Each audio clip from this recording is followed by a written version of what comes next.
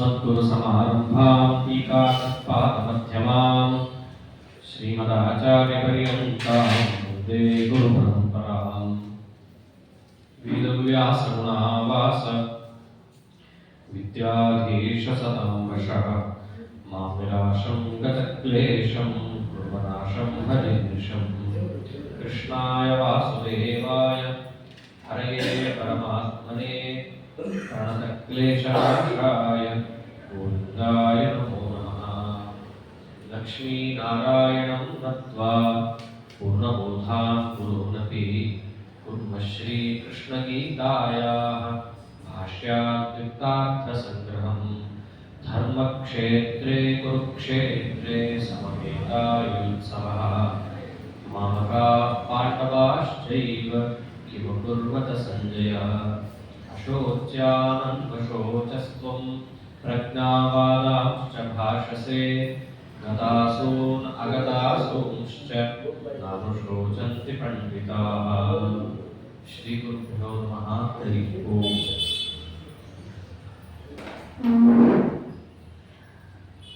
ಯುದ್ಧ ಮಾಡಲಿಕ್ಕೆ ಅರ್ಜುನನಿಗೆ ಅಪೇಕ್ಷೆ ಇಲ್ಲ.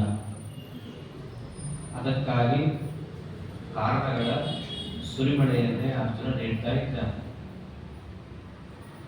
ಮೊದಲು ಹೊರಗೆ ಮೇಲ್ನೋಟಕ್ಕೆ ಕಾಣುವ ಲೋಕದೃಷ್ಟಿಯ ಕುಂಟನೆಪ ಅಂತ ಏನು ಹೇಳ್ತಾರೆ ಅಂತಹ ನನ್ನ ಮೈ ನಡುತ್ತಾ ಇದೆ, ತಲೆ ತಿರುಗುತ್ತಾ ಇದೆ, ಬಾಯಿ ಒಣಗುತ್ತಾ ಇದೆ, ರೋಮಾಂಚನ ಆಗ್ತಾ ಇದೆ, ಇವೆಲ್ಲವನ್ನು ಹೇಳಿ ಆದ ಮೇಲೆ ಹೊರಗೆ ಕಾಣುವ ಕುಂಟುನೆಪಗಳು ಶಕುನಗಳಂತೆ ನಾವೀಗ ನೋಡ್ತೀವಿ. ಕಾಗೆ ಹಾರಿತು, ಬೆಕ್ಕೋಯ್ತು, ಈ ಎಲ್ಲ ನಿಮಿತ್ತಗಳು ಕೂಡ ಕಾಣಿಸ್ತಾ ಇದೆ. ಈ ನಿಮಿತ್ತಗಳು ನಮಗೆ ಒಳ್ಳೆಯದನ್ನ ಸೂಚನೆ ಮಾಡ್ತಾ ಇಲ್ಲ. ಕೃಷ್ಣ ಬಹುಶಃ ನಾವು ಯುದ್ಧ ಮಾಡಬಾರ್ದೇನೋ ಅನ್ಸುತ್ತೆ. ಇದನ್ನು ಕೊಟ್ಟಾಯಿತು. ಹೇಳಿದಂತೆ ಇವೆಲ್ಲ ಕುಂಟನೆಪ. ಕೃಷ್ಣ ಇದಕ್ಕೆಲ್ಲ ಕೇಳಲ್ಲ. ಅದಕ್ಕೋಸ್ಕರವಾಗಿ ತನ್ನ ಅಂತರಂಗದಲ್ಲಿದ್ದದ್ದನ್ನು ಹೊರಗಿಡ್ತಾ ಬಂದ. ಯುದ್ಧ ನಾವು ಮಾಡೋದು ಸರಿಯಲ್ಲ, ಅದಕ್ಕೋಸ್ಕರ ನಾ ಯುದ್ಧ ಮಾಡಲ್ಲ. ಆಗಲ್ಲ ಅಂತಲ್ಲ ನನ್ನ ಕೈಯಲ್ಲಿ, ಯುದ್ಧ ಮಾಡಬಾರ್ದು. ಕಾರಣ ನಾ ಯಾತಕ್ಕೆ ಯುದ್ಧ ಮಾಡಬೇಕು? ಕೀರ್ತಿಗ? ನಮ್ಮವರನ್ನ ಕೊಂದರೆ ಬರೋ ಕೀರ್ತಿ ಏನಿದೆ? ರಾಜ್ಯಕ್ಕ? ರಾಜ್ಯ ತಗೊಂಡು ಏನು ಮಾಡಲಿ? ಭೋಗಕ್ಕೋಸ್ಕರ ರಾಜ್ಯ ಅಂತ ನಾವು ಎಲ್ಲೂ ಭಾವಿಸೇ ಇಲ್ಲ. ನಮಗೆ ಭೋಗದ ಅವಶ್ಯಕತೆಯೂ ಇಲ್ಲ. ಬರೀ ಯುದ್ಧದಿಂದ ಬರೋ ಗೆಲುವು, ಅದಕ್ಕೋಸ್ಕರ ಅಷ್ಟೇ ನಾವು ಕೆಲಸ ಮಾಡಿದ್ರೆ ಅದು ಗೆಲುವಲ್ಲ ಕೃಷ್ಣ, ಸೋಲೆ. ನಾವೆಲ್ಲ ಈ ರಾಜ್ಯವನ್ನ ಯಾರಿಗೋಸ್ಕರ ಸಂಪಾದಿಸೋದು? ಮಕ್ಕಳು, ಮೊಮ್ಮಕ್ಕಳು, ಗುರು ಹಿರಿಯರು, ಅವ್ರಿಗೆಲ್ಲರಿಗೂ ಆನಂದ ಆಗಲಿ, ಇದೆಲ್ಲ ಉದ್ದೇಶ ಇಟ್ಟುಕೊಂಡು ನಾವು ಒಂದು ಕೆಲಸ ಮಾಡ್ತೀವಿ. ಅದರಲ್ಲಿ ಸಫಲವಾಗಲೇಬೇಕು ಅಂತ ಪ್ರಯತ್ನ ಪಡ್ತೀವಿ. ಲೋಕದಲ್ಲಿ ಬೇರೆ ಬೇರೆ ಕೆಲಸ ಇದ್ದಂಗೆ ನನಗೆ ಯುದ್ಧ. ಅಸ್ಮಿನ್ ರಣ ಸಮುದ್ಯಮೆ. ಬೇರೆಯವರಿಗೆ ಬೇರೆ ಬೇರೆ ಉದ್ಯಮ, ಕ್ಷತ್ರಿಯರಿಗೆ ಯುದ್ಧವೇ ಉದ್ಯಮ. ಈ ಯುದ್ಧವನ್ನು ನಾನೇನಾದರೂ ಮಾಡಿದ ಪಕ್ಷದಲ್ಲಿ ನನ್ನ ಉದ್ದೇಶ ಈಡೇರುತ್ತಾ? ಮಕ್ಕಳು ಮೊಮ್ಮಕ್ಕಳು ಸುಖವಾಗಿರ್ತಾರ? ಇಲ್ಲ. ಯಾಕಂದ್ರೆ ಅವರೇ ಎದುರು ನಿಂತಿರೋದು. ಅವರನ್ನೇ ಕೊಂದು ನಾನು ಈ ಯುದ್ಧದಲ್ಲಿ ಗೆದ್ದೆ ತರಿಸ್ಕೊಂಡು ರಾಜ್ಯ ಪಡಿಬೇಕು. ಯುದ್ಧವನ್ನು ನಾನು ಗೆದ್ದರೆ ಏನು ಕಾಯ್ಬೇಕು? ಜನರೇ ಇರಲ್ಲ, ಎಲ್ಲರೂ ನಷ್ಟರಾಗಿ ಹೋಗಿರ್ತಾರೆ. ಖುಷಿ ಪಡಕ್ಕೆ ಯಾರೂ ಇರಲ್ಲ. ಮಕ್ಕಳೆಲ್ಲರೂ ಸತ್ತು ಹೋಗಿರ್ತಾರೆ, ಗುರು ಹಿರಿಯರು ಸತ್ತು ಹೋಗಿರ್ತಾರೆ. ದೇವ ಬ್ರಾಹ್ಮಣರನ್ನು ಪೂಜೆ ಮಾಡೋಣ ಅಂತಂದ್ರೆ ಗುರುಗಳೇ ಎದುರಿಗೆ ನಿಂತಿದ್ದಾರೆ. ದ್ರೋಣಾಚಾರ್ಯರು, ಕೃಪಾಚಾರ್ಯರು, ಅವರೆಲ್ಲರನ್ನೂ ಕೂಡ ನಾನು ಧಿಕ್ಕರಿಸಿ ನಡಿಬೇಕಾಗತ್ತೆ. ಇದು ಎಂಥ ವಿಜಯ ಕೃಷ್ಣ! ಆದ್ದರಿಂದ ನಾನು ಯುದ್ಧವನ್ನು ಮಾಡಲಾರೆ. ಇವೆಲ್ಲ ಕಾರಣ ಕೊಡ್ತಾ ಬಂದ. ಕಡೆಗೆ ಒಂದು ಮಾತಂತ, ನಾನೇನೋ ಯುದ್ಧ ಮಾಡದೆ ಸುಮ್ಮನೆ ರಥದಲ್ಲಿ ಕೂತಿದ್ರೆ ಶಂಖನಾದ ಆಗೋಗಿದೆ. ಅವ್ರು ಬಾಡ್ಬಿಟ್ರೆ ನೀ ಏನು ಮಾಡ್ತೀಯೋ ಅರ್ಜುನ? ನಿನ್ನನ್ನು ನೀನು ರಕ್ಷಣೆ ಮಾಡ್ಕೊಳಕ್ಕಾದ್ರೂ ಕೂಡ ಬಿಲ್ ಎತ್ತಬೇಕಲ್ಲ. ಅದಕ್ಕೆ ಅರ್ಜುನ ಅಂದಿದ್ದೇನು? ಏತಾನ್ ದಹಂತು ಮಿಚ್ಛಾಮಿ ಘ್ನತೋಪಿ ಮಧುಸೂದನ. ನನ್ನನ್ನ ಅವರು ಹೊಡೆಯಕ್ಕೆ ಬಂದಾಗ ನಾನು ಸತ್ತರೂ ಕೂಡ, ಸಾಯುವ ಸ್ಥಿತಿಗಳಿಗೆ ಬಂದರೂ ಕೂಡ ನಾನು ಅವರನ್ನ ಕೊಲ್ಲಲ್ಲ. ಅಷ್ಟೇ ಯಾಕೆ, ನೀ ಏನಾದರೂ ನನಗೆ 3 ಲೋಕ ಕೊಡ್ತೀನೋ ಅದಕ್ಕೋಸ್ಕರ ನೀ ಯುದ್ಧ ಮಾಡು ಅಂತಂದ್ರು, ಅಭಿತ್ರೈಲೋಕ್ಯ ರಾಜ್ಯಸ್ಯ ಹೇತೋ, 3 ಲೋಕವನ್ನ ಕೊಡ್ತೀನಿ ಅಂತಂದ್ರೂ ಕೂಡ ನಾನು ಯುದ್ಧ ಮಾಡಲ್ಲ. 3 ಲೋಕದ ಆಧಿಪತ್ಯಕ್ಕೆ ನಾನು ಒಪ್ಪಲ್ಲ ಅಂತಂದ್ರೆ ಇನ್ನು ಮಹೀಕೃತೆ ಈ ಗೋಷ್ಪಾದ ಭೂಮಿಗೆ ನಾನು ಯಾಕಾಗಿ ಹೋರಾಡ್ತೀನಿ? ಆದ್ದರಿಂದ ನಾನು ಯಾವುದೇ ರೀತಿಯಾಗಿಯೂ ಕೂಡ ಈ ಯುದ್ಧದಿಂದ ಶ್ರೇಯಸ್ಸನ್ನ ಕಾಣಲಾರೆ. ಇದೆಲ್ಲದಕ್ಕಿಂತ ಮುಖ್ಯವಾಗಿ ಕೃಷ್ಣ, ನಾನು ನಿನ್ನನ್ನು ಕೇಳ್ತಾ ಇರೋದು ಒಂದು ಪ್ರಶ್ನೆ. ಎಲ್ಲರೂ ಕೂಡ ಯಾತಕ್ಕಾಗಿ ಪ್ರವೃತ್ತಿ ಮಾಡ್ತಾರೆ? ಸುಖಕ್ಕೆ. ಸುಖಮೇವ ಮೇಸ್ಯ ದುಃಖಂ ಮನಾಗಪಿ ಮಾಭೂತ್. ನನಗೆ ನಿತ್ಯದಲ್ಲಿಯೂ ಸುಖವೇ ಇರಲಿ, ಸುಖ ಬಿಟ್ಟು ಬೇರೆ ಕಿಂಚಿತ್ತೂ ಇರಬಾರದು. ಸುಖಕ್ಕೋಸ್ಕರ ತಾನೇ ನಾವೆಲ್ಲರೂ ಹೋರಾಡೋದು, ಅದೇ ಅಂತಿಮ ಫಲ. ಯಾರಾದರೂ ಸುಖ ಬಂದ ಮೇಲೂ ಕೂಡ ಸುಖಕ್ಕೆ ಇನ್ನೊಂದು ಪ್ರಯೋಜನ ಇದೆ ಎಂದು ಮಾತಾಡ್ತಾರ? ಇಲ್ಲ. ಹಾಗಾಗಿ ಈ ಯುದ್ಧದಿಂದ ನನಗೆ ಯಾವ ಸುಖ ಆಗತ್ತೆ? ನಿಹತ್ಯ ಧಾರ್ತರಾಷ್ಟ್ರಾನ್ನಃ ಕಾ ಪ್ರೀತಿ ಸ್ಯಾತ್ ಜನಾರ್ದನ ಪಾಪಮೇವಾಶ್ರಯೇ ತಸ್ಮಾನ್ ಹತ್ವೈತಾನ್ ಆತತಾಯಿನಃ. ಧಾರ್ತರಾಷ್ಟ್ರಾನ್, ದುರ್ಯೋಧನ ಮುಂತಾದವರನ್ನ ನಿಹತ್ಯ ಕೊಂದರೆ, ಸರಿ ನೀನು ಹೇಳ್ತಿದ್ದೀಯಾ ಯುದ್ಧಕ್ಕೆ ಬಂದು ನಿಂತಿದ್ದೀವಿ, ನಾವು ಕೊಂದ್ವಿ, ಇದರಿಂದ ಕಾ ಪ್ರೀತಿ ಸ್ಯಾತ್ ಜನಾರ್ದನ, ಯಾವ ಸುಖ ನನಗಾಗುತ್ತೆ? ನೋಡು, ಸುಖದಲ್ಲಿ 2 ಥರ ಇದೆ. ಒಂದು ಲೌಕಿಕ, ಇನ್ನೊಂದು ಅಲೌಕಿಕ. ಲೌಕಿಕ ಅಂತಂದ್ರೆ ನಮ್ಮ ಜೀವಿತಾವಧಿಯಲ್ಲೇ ನಾವು ಕಾಣುವ ಸುಖ ಭೋಗಗಳು, ವೈಷಯಿಕ ಸುಖ. ಇನ್ನೊಂದು ಅಲೌಕಿಕ ಸುಖ ಅಂದರೆ ನಮ್ಮ ದೇಹ ತ್ಯಾಗವಾದ ನಂತರ ನಮ್ಮ ಪುಣ್ಯ ಪಾಪಗಳಿಗೆ ಅನುಸಾರವಾಗಿ ಪರಮಾತ್ಮ ಕೊಡುವ ಸುಖ ದುಃಖಗಳು. 2 ತರಹದ ಸುಖ ಇದೆ. ಈಗ ನಾವೇನಾದ್ರೂ ಯುದ್ಧ ಮಾಡಿದ್ರೆ ನಮಗೆ ಪ್ರಯೋಜನವಾದ ಸುಖ ಎಂಥದ್ದು? ಲೌಕಿಕ ಸುಖನ? ಸರ್ವಥಾ ಇಲ್ಲ. ನಮ್ಮವರನ್ನೇ ನಾವು ಕೊಂದುಕೊಂಡು, ಮಕ್ಕಳು ಮೊಮ್ಮಕ್ಕಳನ್ನೇ ನಾನೇ ಕೊಂದ್ರೆ, ಆ ಕೊಂದ ಮೇಲೆ ನಾನು ತಗೊಂಡ ರಾಜ್ಯದಿಂದ ಪಡೋ ಸುಖ ಅದು ಎಂಥದ್ದು? ಅದು ಸುಖನೇ ಅಲ್ಲ. ಆದ್ದರಿಂದ ನನಗೆ ಲೌಕಿಕ ಸುಖ ಅಂತೂ ಇಲ್ಲ. ಇನ್ನ ಇಲ್ಲೇನೋ ದುಃಖ ಪಟ್ಟರೆ ಪಡ್ತೀಯಪ್ಪ, ನಿನಗೆ ಮುಂದೆ ಸ್ವರ್ಗಾದಿಗಳಲ್ಲಿ ಒಳ್ಳೆ ಸುಖ ಸಿಗುತ್ತೆ, ಅದಕ್ಕೋಸ್ಕರ ನೀನು ಹೋರಾಡು, ಯುದ್ಧ ಮಾಡು, ಯಾರು ಬಂದ್ರು ಎದುರಿಗೆ ನೋಡಬೇಡ, ಮಕ್ಕಳು ಮೊಮ್ಮಕ್ಕಳು ಕೊಲ್ಲು. ಎಷ್ಟೋ ಬಾರಿ ನಾವು ಲೌಕಿಕ ಸುಖ ಇಲ್ಲದಿದ್ದರೂ ಅಲೌಕಿಕವಾದಂತಹ ಅದೃಷ್ಟಾದಿಗಳನ್ನ ನೆಚ್ಚಿಕೊಂಡು ಕೆಲಸ ಮಾಡ್ತೀವಿ. ದೃಷ್ಟಾಂತಕ್ಕೆ ನಮ್ಮ ಏಕಾದಶಿ ಉಪವಾಸಗಳೇ ಸಾಕ್ಷಿ. 2 ಹಾಕ್ಬಿಡ್ತಾರೆ ಒಮ್ಮೊಮ್ಮೆ, ನಾವು ಮಾಡ್ತೀವಿ. ಯದ್ಯಪಿ ಐಹಿಕವಾಗಿ ಅದಕ್ಕೆ ಏನೇನೋ ಪ್ರಯೋಜನಗಳು ಹೇಳ್ತಾರೆ, ಹೇಳಿ ಇಲ್ಲ ಅಂತಲ್ಲ. ಆದ್ರೆ ಸುಖ ಅಂತೂ ಮಾಡೋ ಕಾಲಕ್ಕಾಗಲ್ಲ ತಾನೆ ಯಾರಿಗೂ ಕೂಡ. ಏಕಾದಶಿಯನ್ನು ಯಾರಾದರೂ ನಾನು ಆರಾಮಾಗಿ ಮಾಡಿದೆ, 2 ಆರಾಮಾಗಿ ಮಾಡಿದೆ, ಆದ್ಮೇಲೆ ಹೇಳೋದು ಬೇರೆ ವಿಷಯ. ಅಂಥದ್ದು ಈ ಲೌಕಿಕ ಸುಖ ಎಂಬುದು ಕೆಲವೊಮ್ಮೆ ಇಲ್ಲದಿದ್ದರೂ ಅಲೌಕಿಕ ಸುಖಕ್ಕಾಗಿ ನಾವು ಪುಣ್ಯ ಪಾಪಾದಿಗಳ ಸಂಪಾದನೆಗಾಗಿ ಪ್ರಯತ್ನ ಪಡೋದಿದೆ. ಹಾಗೆ ಯುದ್ಧದಿಂದ ಏನಾದರೂ ಕೂಡ ಅಲೌಕಿಕ ಸುಖ ಇದೆಯಾ? ಖಂಡಿತವಾಗಿಯೂ ಇಲ್ಲ. ಅರ್ಜುನ ಅಂತಾನೆ, ಪಾಪಮೇವಾಶ್ರಯೇ ತಸ್ಮಾನ್ ಹತ್ವೈತಾನ್ ಆತತಾಯಿನಃ. ನಮಗೆ ಈ ಯುದ್ಧವನ್ನ ಮಾಡೋದ್ರಿಂದ ಅಲೌಕಿಕ ಸುಖ ಇಲ್ಲ, ಮತ್ತೇನಿದೆ? ಅಲೌಕಿಕ ದುಃಖನೇ ಇದೆ. ಅಲೌಕಿಕ ದುಃಖ ಬರಬೇಕು ಅಂತಂದ್ರೆ ಅದಕ್ಕೆ ಕಾರಣ ಪಾಪ. ಸುಖ ದುಃಖಗಳಿಗೆ ಯಾವತ್ತೂ ಕಾರಣವಾದ ಅಂಶಗಳು ಪುಣ್ಯ ಪಾಪಗಳು. ಒಳಗೆ ಪುಣ್ಯ ಇದ್ದರೆ ಸುಖದ ಅನುಭೂತಿ, ಪುಣ್ಯದ ಬದಲು ಪಾಪ ಇತ್ತು ಅಂತಂದ್ರೆ ದುಃಖ. ಹಾಗೆ ನನಗೆ ಈ ಯುದ್ಧದಲ್ಲಿ ಭಾಗವಹಿಸೋದ್ರಿಂದ ಬರುವಂತಹದ್ದೇನು? ಪಾಪಮೇವ ಆಶ್ರಯೇ ತಸ್ಮಾತ್. ನಾನಿದ್ದಲ್ಲೇನೆ ನಮ್ಮನ್ನ ಪಾಪಗಳೆಲ್ಲ ಬಂದು ಅಪ್ಪಿಕೊಳ್ಳುತ್ತಾರೆ. ಪಾಪಗಳು ನಮ್ಮಲ್ಲಿ ಬಂತು ಅಂತಂದರೆ ಸುಖ ಬರೋದು ಹೇಗೆ ಸಾಧ್ಯ ಕೃಷ್ಣ? ಸುಖ ಬರಲ್ಲ. ಮತ್ತಿಲ್ಲೇನು? ಪಾರತ್ರಿಕವಾದ ದುಃಖವೇ ನಮಗಾಗತ್ತೆ. ಅಲ್ಲೋ ಇವ್ರನ್ನ ಕೊಂದರೆ ನಿನಗೆ ಪಾಪ ಯಾಕೆ ಬರುತ್ತೆ? ಯದ್ಯಪಿ ನಾನೀಗ ಕೊಲ್ತಾ ಇರೋದು ಯಾರನ್ನ? ದುರ್ಯೋಧನ ಮುಂತಾದವರನ್ನು ಕೊಲ್ತಾ ಇರೋದು. ಅವರೆಲ್ಲ ಏನು? ಆತತಾಯಿನಃ. ಅವರೆಲ್ಲ ಆತತಾಯಿಗಳು ಅಂತ ಕರೆಸ್ಕೊಳ್ತಾರೆ. ಆತತಾಯಿ ಅಂತಂದ್ರೆ ಎಲ್ಲರಿಗೂ ಗೊತ್ತಿದೆ, ಅಗ್ನಿದೋ ಗರದಶ್ಚೈವ. ಯಾರು ಮಲಗಿದ್ದಾಗ ಬೆಂಕಿಯನ್ನ ಇಟ್ಟು ಕೊಲ್ತಾರೋ ಅದರಂತೆ ಊಟದಲ್ಲಿ ವಿಷ ಹಾಕಿಕೊಳ್ತಾರೋ, ನಿಶಸ್ತ್ರರಾಗಿ ನಾವಿದ್ದಾಗ ಶಸ್ತ್ರವನ್ನ ಎತ್ತು ನಮ್ಮನ್ನ ಕೊಲ್ಲಲಿಕ್ಕೆ ಯಾರು ಬರ್ತಾರೋ, ಅದರಂತೆ ಹೆಣ್ಣು ಹೊನ್ನು ಮಣ್ಣು, ಪರರ ಹೆಣ್ಣು ಪರರ ಹೊನ್ನು ಪರರ ಮಣ್ಣು, ಇದನ್ನ ಯಾರು ಕಸಿದುಕೊಳ್ತಾರೋ ಇಷ್ಟು ಜನರನ್ನ ಆತತಾಯಿಗಳು ಅಂತ ಕರೆದಿದ್ದಾರೆ. ದುರ್ಯೋಧನ ಈ ಎಲ್ಲಾ ಕೆಲಸವನ್ನು ಮಾಡಾಗಿದ್ದ. ಬೆಂಕಿ ಇಟ್ಟಿದ್ದ ಅರಗಿನ ಮನೆಯಲ್ಲಿ, ಭೀಮಸೇನ ದೇವರಿಗೆ ವಿಷ ಹಾಕಿದ್ದ, ಪಾಂಡವರು ಏನೂ ತಪ್ಪು ಮಾಡಿರಲಿಲ್ಲ. ಅಜ್ಞಾತವಾಸದಲ್ಲಿದ್ದಾಗ ಅವರ ಮೇಲೆ ಶಸ್ತ್ರ ಎತ್ಕೊಂಡು ಬಂದಿದ್ದ. ಆಮೇಲೆ ಹೆಣ್ಣು ಹೊನ್ನು ಮಣ್ಣು ಮೂರನ್ನೂ ಕೂಡ ಅಪಹಾರ ಮಾಡಲಿಕ್ಕೆ ಪ್ರಯತ್ನ ಪಟ್ಟಿದ್ದ.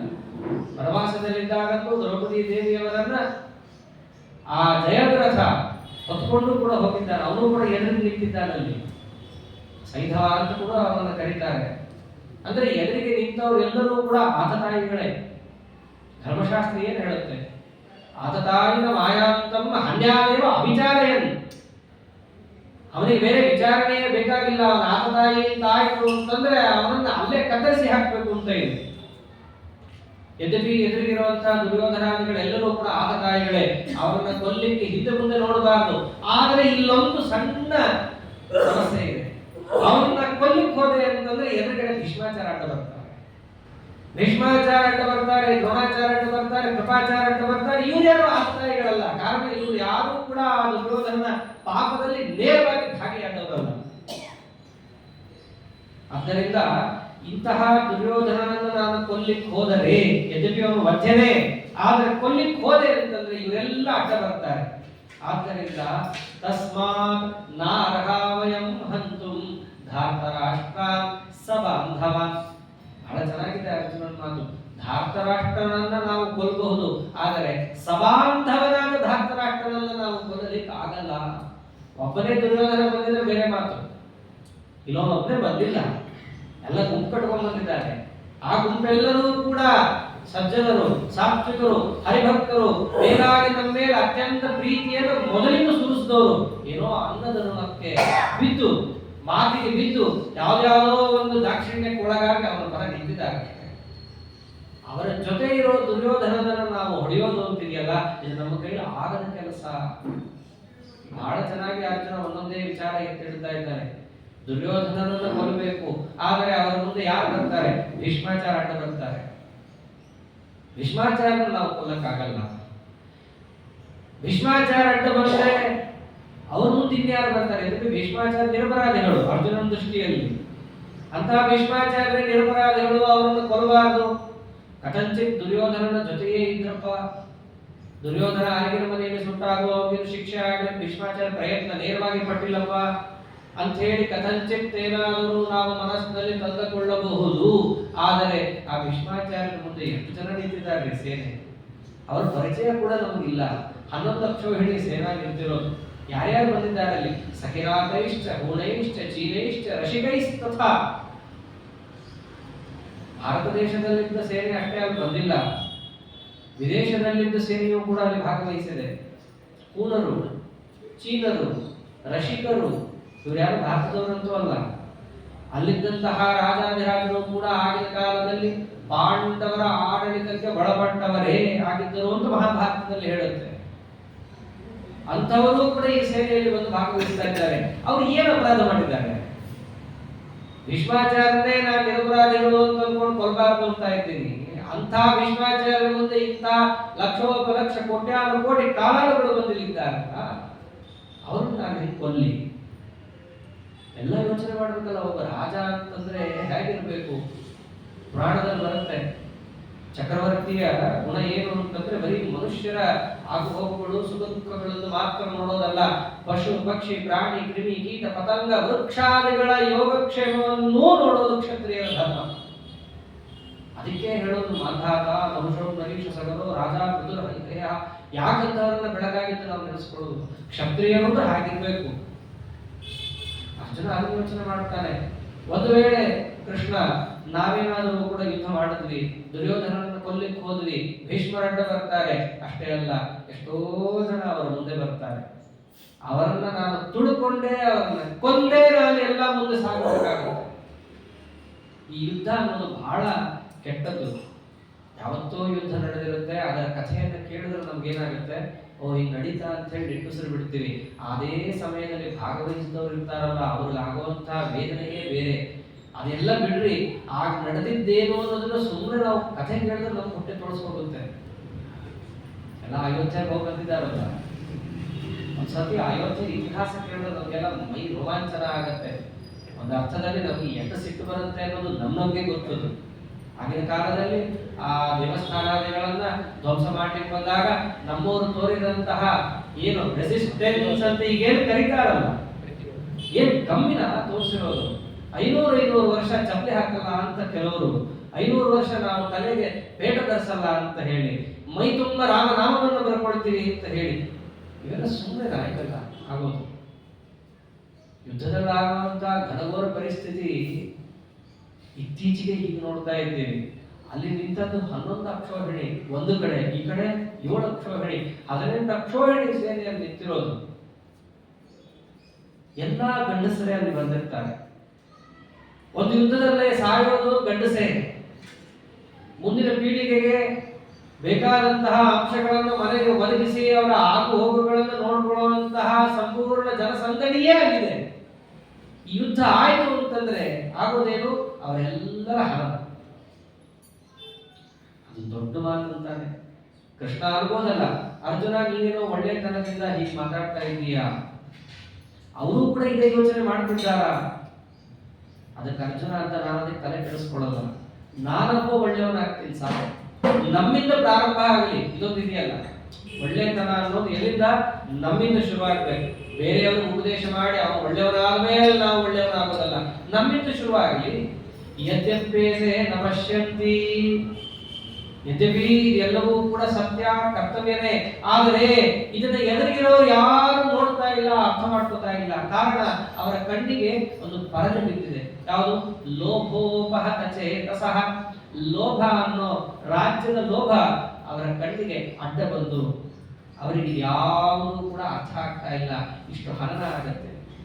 ಆಗೋದೇನು ಅಂತಾನೆ, ಕುಲಕ್ಷಯ ಕೃತಂ ದೋಷಂ ಮಿತ್ರದ್ರೋಹೇ ಚ ಪಾತಕಂ. ಕುಲಕ್ಷಯ ಕೃತಂ ದೋಷಂ, ಈ ಯುದ್ಧದಿಂದ ಆಗೋದು ಕುಲಕ್ಷಯ. ಎಲ್ಲ ವಂಶಗಳು ನಿರ್ವಂಶ ಆಗಿ ಹೋಗುತ್ತೆ. ಯುದ್ಧದಲ್ಲಿ ಆಗಿದ್ದು ಅದೇ. ವಿರಾಟ್ ರಾಜರ ವಂಶ ಹೋಯಿತು, ದ್ರುಪದನ ವಂಶ ಹೋಯಿತು, ಎಲ್ಲರೂ ಸವಂಶ ನಾಶ ಆಗಿದ್ದಾರೆ. ಪಾಂಡವರ ಕಡೆ, ದುರ್ಯೋಧನನ ಕಡೆಯಲ್ಲೂ ಯಾರು ಉಳಿದೇ ಇಲ್ಲ, ಎಲ್ಲರನ್ನೂ ಕೂಡ ಧ್ವಂಸ ಮಾಡಿದ್ದಾರೆ ಪರಸ್ಪರ ಸೇನೆಯವರು. ಇದು ಯದ್ಯಪಿ ಇದನ್ನೇನೋ ಮಹಾಭಾರತ ಓದಿದ ಮೇಲೆ ನಾವೇನು ಹೇಳಬೇಕಾಗಿಲ್ಲ, ಯುದ್ಧ ನಡೆದ್ರೆ ಇದು ಆಗೋದೇ. ಆದ್ದರಿಂದ ಈ ಕುಲಕ್ಷಯದಿಂದ ಬರೋ ದೋಷ ಇದೆಯಲ್ಲ, ಇದನ್ನು ಯಾರು ಎದುರಿಗಿರೋರು ನೋಡ್ತಾ ಇಲ್ಲ. ಅವರಿಗೆಲ್ಲ ಲೋಭ ತುಂಬಿ ತುಳುಕ್ತಾ ಇದೆ. ಅದು ನನಗ್ ಗೊತ್ತಲ್ಲ, ಯಾಕೆ ನಮ್ಮ ಅಣ್ಣ ಮುಂಚಿಂದೂ ಇದಕ್ಕೋಸ್ಕರನೇ ಹೋರಾಡಿದವನು. ಜನಕ್ಷಯ ಆಗಬಾರ್ದು, ಕುಲಕ್ಷಯ ಆಗಬಾರ್ದು, ಅದಕ್ಕೆ ನಾ ಏನಕ್ಕೆ ಬೇಕಾದರೂ ಸಿದ್ಧ. ಧರ್ಮರಾಜ ಹೋರಾಡಿದ್ದಾನೆ ಅದಕ್ಕೆ. ಇದನ್ನಂತಾರೆ ಪ್ರಪಶ್ಯದ್ಭಿ, ಬರೀ ಪಶ್ಯದ್ಭಿ ಅಂತಲಿಲ್ಲ, ಇವೆಲ್ಲ ನಾವು ಕಣ್ಣಾರೆ ಕಂಡಿದ್ದೀರಿ. ಇದರಿಂದ ಆಗುವ ಅನರ್ಥಗಳೇನು? ಜನರನ್ನ ರಕ್ಷಣೆ ಮಾಡೋದಕ್ಕೆ ನಮ್ಮಲ್ಲಿ ನಮ್ಮ ಪಾಂಚಾಲಿ ಸಭೆಯಲ್ಲಿ ವಿವಸ್ತ್ರಳಾಗುವ ಸನ್ನಿವೇಶವನ್ನು ನಾವು ನೋಡಬೇಕಾಗ್ಬಂತು. ಕೃಷ್ಣ ಪರಮಾತ್ಮ ಕಾಲ ಅಜ್ಞಾತವಾಸ ವನವಾಸದಲ್ಲಿ ಎಷ್ಟು ದುಃಖ ಅನುಭವಿಸಿದ್ದೀರಿ. ಯಾಕೆ? ಇದಕ್ಕೆಲ್ಲ ಕಾರಣ ಜನಕ್ಷಯ ತಪ್ಪಿಸಬೇಕು. ಆ ದುರ್ಯೋಧನದಿಂದ ಇವೆಲ್ಲ ಆಗುತ್ತೆ. ಇದೆಲ್ಲ ಬಲ್ಲಂತಹ ಧರ್ಮರಾಜ ಇಷ್ಟೆಲ್ಲ ಪ್ರಯತ್ನ ಪಟ್ಟಿದ್ದಾರೆ. ಆ ಎಲ್ಲ ಪ್ರಯತ್ನಕ್ಕೆ ನಾವು ತಣ್ಣೀರು ಹಾಕಿಬಿಡೋದ ಇವಾಗ? ಜನಾರ್ದನ, ನೀನ್ ಜನಾರ್ದನ, ಆ ಶಬ್ದ ಹಾಕಿದೆ. ಜನರನ್ನ ಅರ್ಧನ ಮರ್ದನ ಮಾಡುವವನು ನೀನಾಗಿರ್ಬಹುದು, ಆದ್ರೆ ನಾವು ಜನಾರ್ದನ ಅಲ್ಲಲ್ಲ. ನೀನ್ ಯಾರನ್ನೇ ಯಾವಾಗ ಬೇಕಾದ್ರೂ ಕೂಡ ಅವರ ದೇಹದಿಂದ ಹೊರಗೋದ್ರೂ ಸಾಕು ಅವ್ರ ಮರಣ. ನೀನ್ ಏನ್ ಬೇಕಾದ್ರೂ ಮಾಡ್ಕೋ, ನನ್ನನ್ನ ಆ ಕೆಲಸಕ್ಕೆ ದೂಡಬೇಡ. ಶಬ್ದ ಹಾಗೆ ಇದೆ. ಪ್ರಪಶ್ಯದ್ಭಿರ್ ಜನಾರ್ದನ, ನೀನ್ ಜನಾರ್ದನ ಆಗೋದು, ಆ ಜನಾರ್ದನ ಅಲ್ಲಲ್ಲ. ಆದ್ದರಿಂದ ಕುಲಕ್ಷಯದಿಂದ ಆಗುವ ದೋಷ, ಅದರಿಂದ ಬರುವ ಪಾಪ, ಇದಕ್ಕೆ ನಾವು ಭಾಗಿಗಳಾಗಲಾರೆವು, ನಾವು ಯುದ್ಧದಲ್ಲಿ ತೊಡಗಲಾರೆವು. ಸರಿ, ಕುಲಕ್ಷಯಕ್ಕೆ ಯಾಕಷ್ಟು ಮಹತ್ವ ಕೊಡ್ತಾ ಇದ್ದೀಯ? ನಿನಗೇನ್ ಬೇಕಾದ್ರೆ ನೀ ಸಾಧಿಸ್ಕೋ ಅಂತ ಬಂದರೆ ಅರ್ಜುನ ಅದಕ್ಕೊಂದು ವಿವರಣೆಯನ್ನೇ ಕೊಡ್ತಾನೆ. ಕುಲಕ್ಷಯದಿಂದ ಏನಾಗುತ್ತೆ ಗೊತ್ತಾ ಕೃಷ್ಣ? ಕುಲಕ್ಷಯೇ ಪ್ರಣಶ್ಯಂತಿ ಕುಲಧರ್ಮ ಸನಾತನಾಃ ಧರ್ಮೇ ನಷ್ಟೇ ಕುಲಂ ಕೃತ್ಸ್ನಂ ಅಧರ್ಮೋಭಿಭವತ್ಯುತ. ಕುಲಕ್ಷಯೇ ಪ್ರಣಶ್ಯಂತಿ. ಒಂದು ಕುಲಕ್ಷಯ ಆಯ್ತು ಅಂತಂದ್ರೆ ಎಲ್ಲ ನಾಶ ಹೊಂದುತ್ತೆ. ಬರೀ ನಾಶ ಹೊಂದಲ್ಲ, ಪ್ರಣಶ್ಯಂತಿ, ಚೆನ್ನಾಗಿ ನಾಶ ಹೊಂದುತ್ತೆ. ಮುಂದೆ ಅದು ಏಳಲಿಕ್ಕಾಗದಂತೆ ನಾಶ ಹೊಂದುತ್ತೆ. ಯಾವುದು ಹೊಂದುತ್ತೆ? ಕುಲಧರ್ಮ ಸನಾತನಾ. ಬಹಳ ಮುಖ್ಯ ಇದು. ಸನಾತನ ಕುಲಧರ್ಮಗಳು ನಮ್ಮ ನಮ್ಮ ವಂಶದಲ್ಲಿ ಅನುಚಾರವಾಗಿ ನಮ್ಮ ಹಿರಿಯರು ಮಾಡಿಕೊಂಡು ಬಂದಂತಹ ಅಂಶಗಳೇನೇನಿದ್ದಾವೋ ಕುಲಧರ್ಮಗಳು, ಅದೆಲ್ಲವೂ ನಮಗೆ ಗೊತ್ತಾಗೋದು ಹೇಗ್ರಿ? ನಮ್ಮಲ್ಲೊಬ್ಬರು ಹಿರಿಯರಿದ್ರೆ ಅವರು ಅದನ್ನ ಹೇಳ್ತಾರೆ. ಅಜ್ಜಿನೋ ಅಜ್ಜನೋ ಅವರಿದ್ರೆ ನಮ್ಮ ಮನೆತನದಲ್ಲಿ ಹಿಂಗೆ ನಡೀತಿತ್ತಪ್ಪ, ನಮ್ಮ ಮನೆತನ ಸಂಪ್ರದಾಯ ಹೀಗೆ. ಯದ್ಯಪಿ ಇಲ್ಲಿ ಬಹಳ ಇದೆ, ವ್ರತ ನಿಯಮಾದಿಗಳ ಅನುಷ್ಠಾನಕ್ಕೆ ಬಂದರೆ ನಮ್ಮಲ್ಲಿ ನಮ್ಮ ಸಂಪ್ರದಾಯ ಹೀಗೆ ನಡ್ಕೊಂಡು ಬಂದಿದೆ. ಗೋಕುಲಾಷ್ಟಮಿ ನಮ್ಮಲ್ಲಿ ಹೀಗೆ ಮಾಡಬೇಕು, ವರಮಹಾಲಕ್ಷ್ಮಿ ಹೀಗೆ ಮಾಡಬೇಕು, ಗೌರಿ ಪೂಜೆ ಹೀಗೆ ಮಾಡಬೇಕು. ಇವೆಲ್ಲ ನಮ್ಮ ಏಳಿಗೆಗೆ ಕಾರಣವಾದ ಅಂಶಗಳು. ಧರ್ಮ ಅಂದ್ರೆ ಏನು? ಧಾರಣಾ ಧರ್ಮ ಉಚ್ಯತೆ. ನಮ್ಮನ್ನ ಎತ್ತು ಹಿಡಿದು ಪರಮಾತ್ಮನ ಮಾರ್ಗಕ್ಕೆ ನಮ್ಮನ್ನ ನಡೆಸಿಕೊಂಡು ಕರ್ಕೊಂಡು ಹೋಗುವಂತಹದ್ದು ಧರ್ಮ. ಎತ್ತು ಹಿಡಿಯೋದು ಧರ್ಮ. ನಮ್ಮನ್ನು ಯಾವ್ಯಾವ್ದು ಎತ್ತು ಹಿಡಿಯುತ್ತೆ? ನಿತ್ಯ ನೈಮಿತ್ತಿಕ ವ್ರತ ನಿಯಮಾದಿಗಳು, ಅದರಿಂದ ಉಂಟಾಗುವ ಅಂತಃಕರಣ ಶುದ್ಧಿ. ಆ ಅಂತಃಕರಣ ಶುದ್ಧಿಯಿಂದಾಗುವಂತಹ ನಮ್ಮಲ್ಲಿ ಜ್ಞಾನದ ಪಿಪಾಸ, ಜ್ಞಾನದ ಸಂಪಾದನ, ಇವೆಲ್ಲ ಧರ್ಮನೇ. ಅದಕ್ಕೆಲ್ಲ ಮೂಲ ಯಾವುದು? ನಮ್ಮ ಕುಲ ಆಚರಣೆಯಿಂದ ಬಂದಂತಹ ಧರ್ಮಾನುಷ್ಠಾನಗಳಿದ್ದಾವಲ್ಲ, ಅವೆಲ್ಲ ನಮ್ಮ ಹಿರಿಯರಿಂದ ಕೇಳಿ ತಿಳ್ಕೋಬೇಕು ನಾವು. ಒಬ್ಬರೊಬ್ಬರ ಮನೆಯಲ್ಲಿ ಒಂದೊಂದಿರುತ್ತೆ. ಅಂತಹದ್ದು ಆ ಮನೆಯಲ್ಲಿದ್ದ ಹಿರಿಯರು ಅಂತ ಕರೆಸ್ಕೊಂಡವರೇ ಒಂದು ವೇಳೆ ಹೋಗಿಬಿಟ್ಟರೆ ಎಷ್ಟು ಸಮಸ್ಯೆ ಆಗುತ್ತೆ. ನಿಮ್ಮ ಮನೆಯಲ್ಲಿ ಏನ್ ನಡೆಸ್ಕೊಂಡ್ ಬರ್ತಿದ್ರು ರೀ? ಅನಂತ ಪುಣ್ಯಾಭವನಂತ ಯಾವ ರೀತಿ ಮಾಡುತ್ತಿದ್ರು? ಒಬ್ಬರೊಬ್ಬರ ಮನೆಯಲ್ಲಿ ಒಂದೊಂದು ರೀತಿ ಇರುತ್ತೆ. ಗೌರಿ ಪೂಜೆ ಬಂದು ಕೆಲವರ ಮನೆಯಲ್ಲಿ ಗೌರಿ ಪೂಜೆನೇ ಇಲ್ಲ. ಆ ಕೆಲವರ ಮನೆಯಲ್ಲಂತೂ ಆ ಗೌರಿ ಸಂಭ್ರಮ ಶ್ರಾವಣದಲ್ಲಿ ಬಂತು ಅಂದ್ರೆ ತಿಂಗಳಾಯಿಡಬೇಕು. ಕೆಲವರ ಮನೆಯಲ್ಲಿ ಇಲ್ಲಪ್ಪ. ಇವೆಲ್ಲ ಗೊತ್ತಾಗೋದು ಹೇಗೆ? ಪಂಚಾಂಗದಲ್ಲಿ ಹಾಕ್ಬಿಡ್ತಾರೆ. ದೃಷ್ಟಾಂತಕ್ಕೆ ಶ್ರಾವಣ ಮಾಸ ಬಂತು ಅಂತಂದ್ರೆ ಮಾಸ ಮಹಾಲಕ್ಷ್ಮಿ ಕಲಶ ಸ್ಥಾಪನಾ ಅಂತ ಹಾಕ್ಬಿಡ್ತಾರೆ. ಒಂದು ತಿಂಗಳು ಮಾಸ ಪರ್ಯಂತ ಮಹಾಲಕ್ಷ್ಮಿಯನ್ನ ಕಲಶದಲ್ಲಿ ಆವಾಹನ ಮಾಡಿ ಅವಳಿಗೆ ಪೂಜೆಯನ್ನು ಸಲ್ಲಿಸಬೇಕು. ಎಷ್ಟೋ ಜನಕ್ಕೆ ಇಲ್ಲೇ ಇಲ್ಲ. ನಾವು ಮಾಡೋದಪ್ಪ, ಕಾರಣ ನಮ್ಮ ಹಿರಿಯರು ಮಾಡ್ಕೊಂಡು ಬಂದಿಲ್ಲ. ಪಂಚಾಂಗದಲ್ಲಿ ಹಾಕಿದ್ದಾರೆ ಅಂತೆಲ್ಲ ಮಾಡೋದಲ್ಲ. ಅವರವ್ರ ಮನೆತನದಲ್ಲಿ ಕುಲಾಚಾರದಲ್ಲಿ ಅದು ಬಂದಿದ್ದರೆ ಮಾಡಬೇಕು. ಅಷ್ಟೇ ಅಲ್ಲ, ಮಾಡೋದನ್ನ ಬಿಡಬಾರದು. ಎಷ್ಟೋ ಬಾರಿ ಎಷ್ಟೋ ಜನ ಹೇಳ್ಬಿಡ್ತಾರೆ, ಇವೆಲ್ಲ ಗೌರಿ ಪೂಜೆ ಮಾಡೋದಲ್ಲ, ಇವೆಲ್ಲ ಬಿಡ್ಬಿಡ್ಬೇಕು. ದೃಷ್ಟಾಂತಕ್ಕೆ ಈ ಭಾದ್ರಪದ ಶುಕ್ಲ ಪಕ್ಷ ಅಷ್ಟಮಿ ದಿವಸ ಅಲ್ಲಿ ಹಾಕಿರ್ತಾರೆ ಜ್ಯೇಷ್ಠ ಗೌರಿ ಪೂಜಾ ಅಂತ ಹಾಕ್ತಾರೆ. ಅದು ಎಳೆಯಷ್ಟಮಿ. ಅಲ್ಲಿ ಪೂಜೆ ಆಗೋದು ಪಾರ್ವತಿ ಅಥವಾ ಲಕ್ಷ್ಮೀ ದೇವಿಗೆ ಪೂಜಾ. ಅದರ ಅರ್ಥ ಜ್ಯೇಷ್ಠ ನಕ್ಷತ್ರದಲ್ಲಿ ಮಾಡುವಂತಹ ಲಕ್ಷ್ಮೀ ದೇವಿಯ ಪೂಜೆಗೆ ಎಳೆಯಷ್ಟಮಿ ಅಂತ ಕರೀತಾರೆ. ಇದು ಕೆಲವರ ಮನೆತನದಲ್ಲಿ ಇದೆ, ಕೆಲವರ ಮನೆತನದಲ್ಲಿ ಬಂದಿಲ್ಲ. ಅದನ್ನ ಇತ್ತೀಚೆಗೆ ಕೆಲವರು ಕೇಳುತ್ತಾರೆ, ಅದು ಜ್ಯೇಷ್ಠ ಲಕ್ಷ್ಮಿ. ಜ್ಯೇಷ್ಠ ಲಕ್ಷ್ಮಿ ಅಂದ್ರೆ ಅಲಕ್ಷ್ಮಿ, ಲಕ್ಷ್ಮಿಯ ಅಕ್ಕ, ಆ ರೀತಿ ಬಂದಿಲ್ಲ. ಪುರಾಣದಲ್ಲಿ ನಾವು ಆ ಕಥೆಯನ್ನು ನೋಡಿದರೆ ಅದು ಜ್ಯೇಷ್ಠ ಲಕ್ಷ್ಮಿ ಯಾಕೆ ಹೆಸರು ಬಂತು? ಜ್ಯೇಷ್ಠ ಅನ್ನೋ ನಕ್ಷತ್ರ ಇದೆ. ಆ ನಕ್ಷತ್ರದಲ್ಲಿ ಪೂಜೆಗೊಳ್ಳುವ ಲಕ್ಷ್ಮೀ ದೇವಿ, ಅದಕ್ಕೆ ಜ್ಯೇಷ್ಠ ಲಕ್ಷ್ಮಿ ಅಂತ ಹೆಸರು. ಇಷ್ಟೇ. ಹಾಗಾಗಿ ಈ ಕೆಲವೊಮ್ಮೆ ವ್ರತ ನಿಯಮಾದಿಗಳನ್ನು ನಾವು ತಿಳ್ಕೊಳ್ಳೋದಲ್ಲ ಹೇಗಿರಲ್ಲ. ನಮ್ಮದೊಬ್ರು ಹಿರಿಯರು ಇರಬೇಕು, ಅವ್ರು ಹೇಳ್ತಾರೆ, ಅವ್ರು ಹೇಳಿದಂತೆ ನಾವು ಮಾಡ್ಬೇಕಲ್ಲೂ. ದಾರಗಳು ಅದು ಹೆಣ್ಮಕ್ಳು ವೈಭವನೂ ವೈಭವ. ನಮ್ಮ ಗಂಡಸರಿಂದ ಏನು ಸಂಬಂಧವೇ ಇಲ್ಲ ಅದಕ್ಕೆ. ಅದಕ್ಕೊಂದು ಗಾದೆನೇ ಇದೆ, ಗಂಡಸರಿಗೆ ಗೌರಿ ಚಿಂತೆ ಇಲ್ಲ. ಆದ್ರೆ ಕಡೆ ನಮ್ಮನ್ನೇ ಕರೀತಾರೆ, ದೇವ ನೈವೇದ್ಯ ಮಾಡು, ಪೂಜಾ ಮಾಡು ಅಂತ ಹೇಳಿ ನಮ್ಮನ್ನೇ ಕರಿಬೇಕು ಅವರು. ಅವ್ರಿಗೆ ಇಷ್ಟ ಇದೆಯೋ ಬಿಟ್ಟಿದೆಯೋ, ನಾವಂತೂ ಅದನ್ನೆಲ್ಲ ತಿಳ್ಕೊಳ್ಳೇಬೇಕು. ಏನಾದ್ರು ಸಂದೇಹ ಬಂದ್ರೆ ಹೇಳಲೇಬೇಕು. ಹೇಳಿಲ್ಲ ಅಂದ್ರೆ ಏನ್ ಸಮಸ್ಯೆ ಆಗುತ್ತೆ ಗೊತ್ತಾ? ಸುಧಾ ಓದಿದ್ದೀಯಾ, ಇದು ಗೊತ್ತಿಲ್ವಾ ಅಂತ. ಅಲ್ರಿ, ಸುಧಾದಲ್ಲಿ ಜ್ಯೇಷ್ಠ ಲಕ್ಷ್ಮಿ ಪೂಜೆ ಎಲ್ರಿ ಬರುತ್ತೆ? ಅಂದ್ರೆ ಒಟ್ಟಿನಲ್ಲಿ ಏನು, ಆ ಅಂಶಗಳನ್ನೆಲ್ಲ ಅವಶ್ಯವಾಗಿ ಪ್ರತಿಯೊಬ್ಬರೂ ತಿಳಿಯಬೇಕು. ಸ್ವಯಂ ನಾವೇ ತಿಳಿಯಕ್ಕಾಗಲ್ಲ. ಅದನ್ನು ತಿಳಿಸ್ಕೊಡೋರು ಯಾರು? ಹಿರಿಯರು. ನಮಗೆಲ್ಲರೂ ಕೂಡ ಮನೆಯಲ್ಲಿದ್ದ ಹೆಣ್ಮಕ್ಕಳು, ಅಜ್ಜಂದ್ರು ಅವರೆಲ್ಲ ಇದನ್ನು ಹೇಳ್ತಾರೆ. ಇದು ಕ್ರಮ. ಒಂದು ವೇಳೆ ಅವರೇ ಹೋಗ್ಬಿಟ್ಟು ನಮಗೆ ತಿಳಿಸ್ಕೊಡೋದೇ ಇರಲ್ಲ, ಕುಲಾಚಾರನೇ ನಿಂತು ಹೋಗುತ್ತೆ. ಕುಲಧರ್ಮ ನಮಗೆ ಗೊತ್ತಾಗಲ್ಲ ಅನ್ನೋದು ಎಷ್ಟು ಮಟ್ಟಕ್ಕೆ ನಾವು ಏನ್ ಮಾಡ್ಬೇಕು ಮುಂದೆ ಅನ್ನೋದೇ ಗೊತ್ತಲ್ಲ. ತಲೆಗೆ ಬಂದಿದ್ದು ಮಾಡ್ತೀವಿ, ಅನರ್ಥಗಳ ಪರಂಪರೆ ಮುಂದುವರಿಯುತ್ತೆ.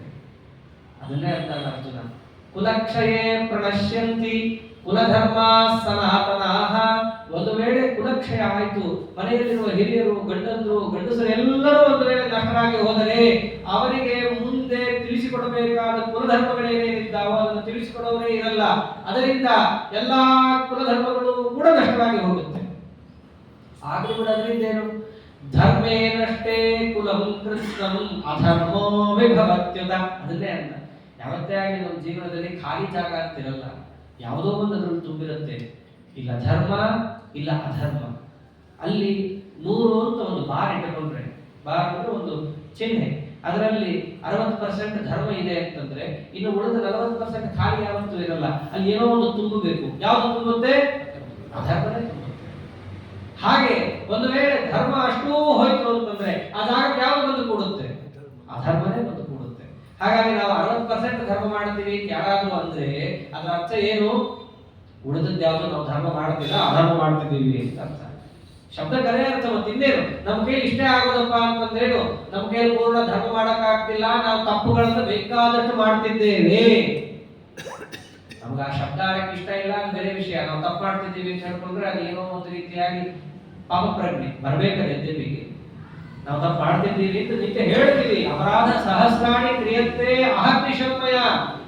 ಹೇಳ್ಬೇಕು, ಹೇಳ್ತಿರ್ತೀವಿ, ಏನೋ ಹೇಳ್ಬೇಕು ಅಂತಲ್ಲ, ಮಾಡ್ತಾನೂ ಇರ್ತೀವಿ, ಮಾಡಿದ್ದನ್ನ ಅರ್ಥ ಮಾಡ್ಕೊತಿರ್ತೀವಿ, ದೇವರ ಮುಂದನ್ನ ಅರ್ಪಣೆ ಮಾಡಿ ವಿನಮ್ರ ಭಾವದಿಂದ ಕೇಳ್ಕೊಳ್ತಾನೂ ಇರ್ತೀವಿ. ಇಲ್ಲೂ ಅದೇನೆ, ಧರ್ಮ ಅಧರ್ಮ ಅಂತ ಇದ್ದಾಗ ಒಂದು ವೇಳೆ ಧರ್ಮ ಅನ್ನೋದು ನಮ್ಮ ವಂಶದಲ್ಲಿ ಹೋಯ್ತು ಅಂತಂದ್ರೆ ಆ ಜಾಗದಲ್ಲಿ ಯಾವುದು ಬರುತ್ತೆ? ಅಧರ್ಮೋ ಅವಿಭವತ್ಯುತ. ಅಧರ್ಮ ಅಂಬೋದು ಆ ಜಾಗದಲ್ಲಿ ಆಕ್ರಮಣ ಮಾಡಿ ಬಂದು ಕೂಡುತ್ತೆ. ಅಧರ್ಮ ಬಂತು ಅಂತಂದ್ರೆ ಅದನ್ನು ಗುರ್ತಿಡಿಯೋದು ಹೇಗೆ? ಯಾಕೆಂದ್ರೆ ಎರಡೂ ನಮ್ಮ ಕಣ್ಣಿಗೆ ಕಾಣಲ್ಲ, ಧರ್ಮನೂ ಕಾಣಲ್ಲ, ಅಧರ್ಮನೂ ಕಾಣಲ್ಲ. ಈಗ ಅಧರ್ಮ ಬಂದಿದೆ, ಇವರ ಮನದಲ್ಲಿ ಅಧರ್ಮ ಆಗಿದೆ ಅನ್ನೋದು ಹೇಗೆ ಗೊತ್ತಾಗುತ್ತೆ? ಇದೆಲ್ಲ ಅರ್ಜುನ ಹೇಳ್ತಾನೆ. ಒಂದು ಗಮನಿಸಬೇಕು, ಅರ್ಜುನನ ಹಿಂದಿನ ಮಾತುಗಳನ್ನೆಲ್ಲ ಕೃಷ್ಣ ಯದ್ವಾತದ್ವಾ ಖಂಡನ ಮಾಡ್ತಾನೆ. ಮುಂದೆ ಮಹಾಮೂರ್ಖ ಶಿಖಾಮಣಿಯ ಮಾತುಗಳಿದು, ದಡ್ಡತನದಿಂದ ಬಂದ ಮಾತುಗಳು ಅಂತ ಹೇಳ್ತಾನೆ. ಆದ್ರೆ ಮುಂದೆ ಹೇಳ್ತಾನಲ್ಲ, ಕುಲಕ್ಷಯದಿಂದ ಆಗುವ ಅನರ್ಥಗಳು ಈ ರೀತಿಯಾಗಿದೆ ಕೃಷ್ಣ ಅಂತ ಏನು ಹೇಳ್ತಾನಲ್ಲ, ಈ ಮಾತನ್ನ ಇಡೀ ಭಗವದ್ಗೀತೆಯಲ್ಲಿ ಕೃಷ್ಣ ಖಂಡನೆ ಮಾಡಲ್ಲ. ನೀನ್ ಹೇಳಿದ ನಿಜ, ಕುಲಕ್ಷಯದಿಂದ ಇದು ಆಗತ್ತೆ, ಇದನ್ನ ನಾನು ಯಾವತ್ತೂ ಕೂಡ ಇಲ್ಲ ಅನ್ನಲ್ಲ, ಪ್ರತ್ಯುತ ನೀನು ಹೇಳಿದ ಸರಿ ಅಂತ ಸಮರ್ಥನೆ ಮಾಡ್ತಾನೆ. ಆದರೆ ಹಿಂದೆ ಏನೇನು ಮೋಹದಿಂದ ಮಾತನಾಡಿ ಸತ್ಕರ್ಮ ಧರ್ಮಾನುಷ್ಠಾನದಿಂದ ಜಾರಿಕೊಳ್ಳೋ ಪ್ರಯತ್ನ ಮಾಡಿದ, ಇದನ್ನ ಮಾತ್ರ ಕೃಷ್ಣ ಯಥೇಚ್ಛವಾಗಿ ಖಂಡನ ಮಾಡ್ತಾನೆ. ಇಲ್ಲ ಅರ್ಜುನ ಏನು ಹೇಳ್ತಾನೆ?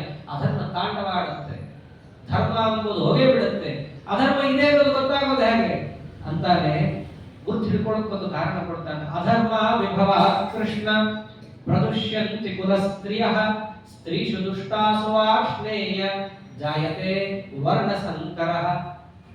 ಒಬ್ಬರ ಮನೆತನದಲ್ಲಿ ಧರ್ಮವು ಕಮ್ಮಿ ಇದೆ, ಅಧರ್ಮ ತಾಂಡವ ಆಡುತ್ತೆ ಅನ್ನೋದು ಗೊತ್ತಾಗೋದು ಹೇಗೆ ಗೊತ್ತೇನೋ? ಅವರ ಮನೆತನದಲ್ಲಿ ಕುಲಸ್ತ್ರೀಯರು ಒಂದು ವೇಳೆ ದೂಷಣೆಗೆ ಒಳಗಾದರು ಅಂತಂದರೆ ಅವರ ಮನೆತನದಲ್ಲಿ ಅಧರ್ಮಾನುಷ್ಠಾನ ನಡೆದಿದೆ. ಕೆಲವೊಮ್ಮೆ ಕಂಡು ನಡೆದಿರುತ್ತೆ, ಕೆಲವೊಮ್ಮೆ ಕಾಣದೆ ನಡೆದಿರುತ್ತೆ. ನಮ್ಮ ವಂಶದಲ್ಲಿ ನಾವೇನು ತಪ್ಪು ಮಾಡಿಲ್ವಲ್ಲ, ನಮ್ಮ ಮನೆತನದಲ್ಲಿ ಈ ರೀತಿಯಾದ ಅಧರ್ಮ ಯಾಕಾಯ್ತು? ಅದು ಆಗಕ್ಕೆ ನೂರಾರು ಕಾರಣ ಇರುತ್ತೆ. ಕಣ್ಣಿಗೆ ಕಾಣೋದು ಬೇಕಾಗತ್ತೆ, ನಾವೇ ಕೆಟ್ಟದಾಗಿ ಬೆಳೆಸಿರ್ತೀವಿ, ಯಾಕೆ ಬೇಕು, ಸ್ಕೂಲ್ಗೆ ಹೋದ್ರೆ ಸಾಕು, ಇವೆಲ್ಲ ಸ್ತ್ರೀಯರಿಗೆ ಈ ಕಾಲದಲ್ಲಿ ಮಾಡ್ತಾ ಇರುವಂತಹದ್ದು. ಓದೋದು ಬರೆಯೋದನ್ನ ತಪ್ಪು ಅಂತ ಯಾವತ್ತೂ ಕೂಡ ಹೇಳಿಲ್ಲ. ಅದನ್ನ ಮಾಡುವ ಮೂಲಕವಾಗಿ ಅದರಲ್ಲೇ ಆಸಕ್ತರಾಗಿ ನಮ್ಮ ಕುಲಾಚಾರಗಳು ಏನೇನಿದ್ದಾವೋ ಅದೆಲ್ಲವನ್ನೂ ಕೂಡ ಬಿಡಿಸಿ ಅದಕ್ಕೆ ಹಾಕೋದಿದೆಯಲ್ಲ, ಇದು ಅಧರ್ಮ. ರುಕ್ಮಿಣಿ ದೇವಿಯವರು ಕೃಷ್ಣನ ಅದೇ ಹೇಳ್ತಾರೆ, ಪೂರ್ದೇಷ್ಟ ದತ್ತ ನಿಯಮೌ ರಥ ದೇವ ವಿಪ್ರ ಗುರುವರ್ಚನಾದಿ ವಿರಲಂ ಪರತೋ ರಮೇಶಃ ಆರಾಧಿತೋ ಯದಿ ಕರಾಗ್ರಜ ಯತ್ಯ ಪಾಣಿ ಗುರುನಾಥು ಮಾಂ ತಮ್ಮ ಘೋಷ ಸುತಾದೆಯಲ್ಲಿ ಹೆಣ್ಮಕ್ಳನ್ನು ಹೇಗೆ ಬೆಳೆಸಬೇಕು ರುಕ್ಮಿಣಿ ದೇವಿ ಹೇಳಿದ್ದಾರೆ. ಅದನ್ನು ಮನೆಗೆ ಯಾರಾದ್ರೂ ಹಿರಿಯರು ಬಂದ್ರೆ ಕರೆದು ನಮಸ್ಕಾರ ಮಾಡಿಸ್ಬೇಕು. ದೇವಬ್ರಾಹ್ಮಣರು ಬಂದ್ರೆ ಅವರಿಗೆ ಅದರಾತಿಥ್ಯದಲ್ಲಿ ಅವರನ್ನು ನಿಯೋಜನೆ ಮಾಡಬೇಕು. ಕುಂತಿಗೆ ಯಾಕಂತ ಪಾಂಡವರಂತ ಮಕ್ಕಳು ಬಂದದ್ದು? ದುರ್ವಾಸರಂತಹ ದೊಡ್ಡ ಸನ್ಯಾಸಿಗಳನ್ನ 4 ದಿನ ಚಾತುರ್ಮಾಸದಲ್ಲಿ ಸಂಭಾಳಿಸಿದ ಮಹಾನುಭಾವಗಳು ಭೀಷ್ಮಾಚಾರ್ಯರು ಹೋಗಿ ಆಯ್ದು ಕರ್ಕೊಂಡು ಬರ್ತಾರೆ ಕುಂತಿಯನ್ನ.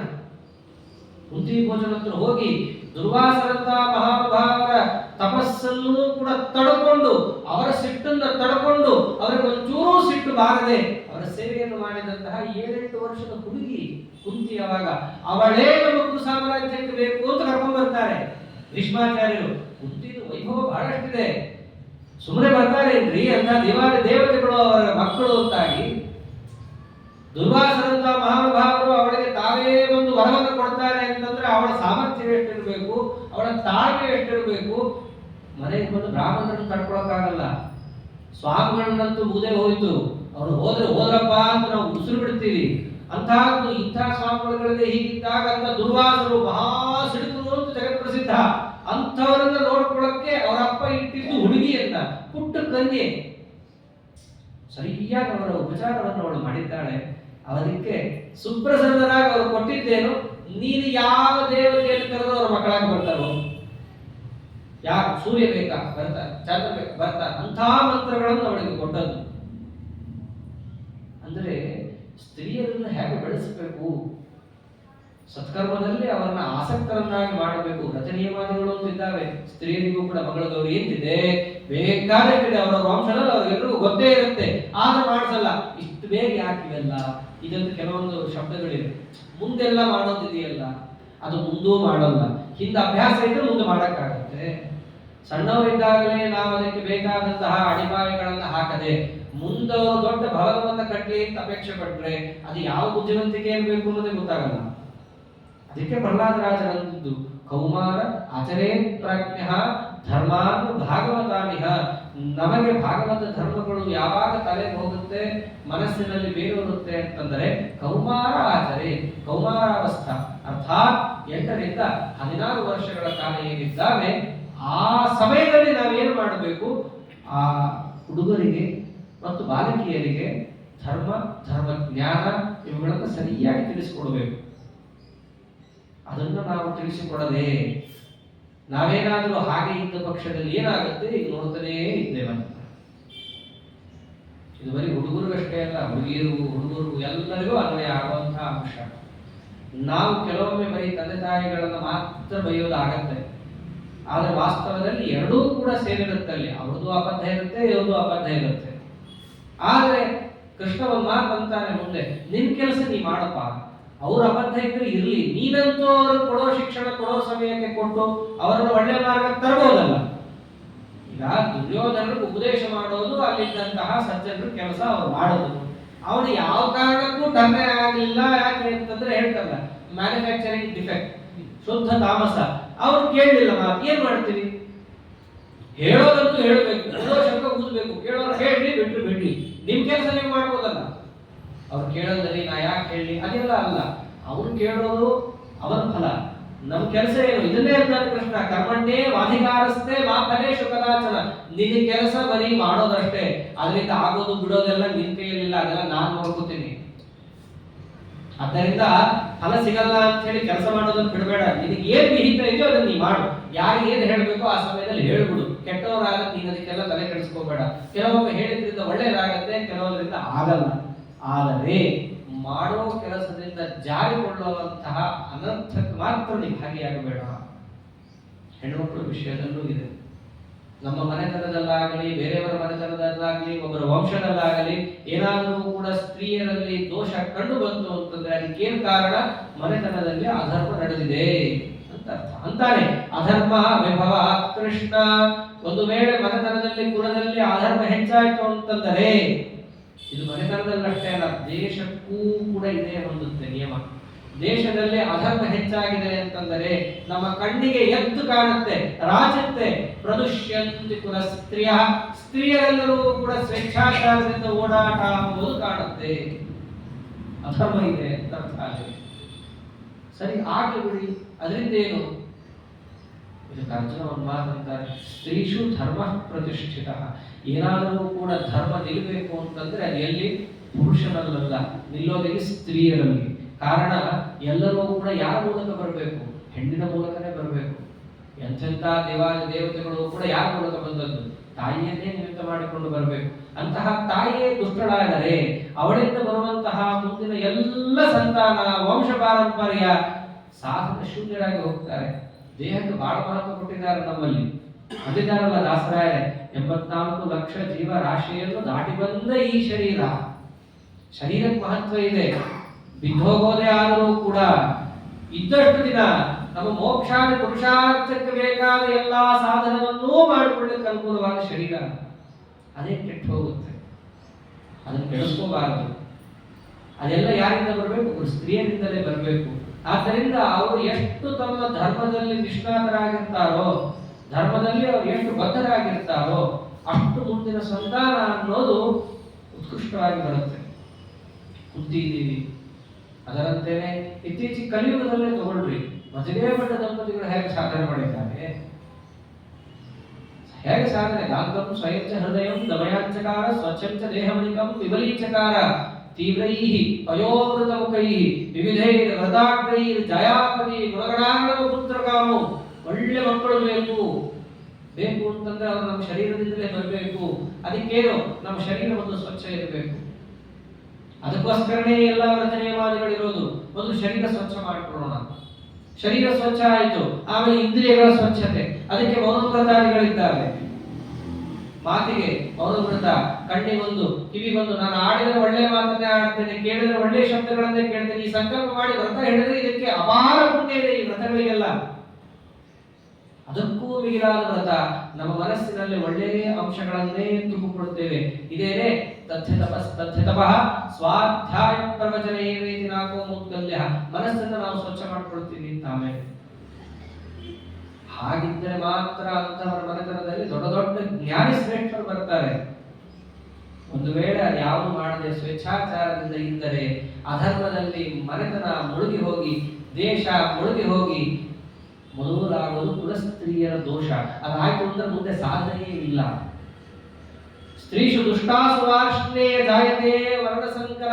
ಒಂದು ವೇಳೆ ಸ್ತ್ರೀಯರು ದುಷ್ಟರಾದ ಪಕ್ಷದಲ್ಲಿ ಮೊದಲು ಹೆಚ್ಚಿಗೆ ನಮಗೆ ಅನರ್ಥಕಾರಿಯಾದ ದೋಷ ಯಾವುದು ಅಂದ್ರೆ ವರ್ಣಸಾಂಕರ್ಯ.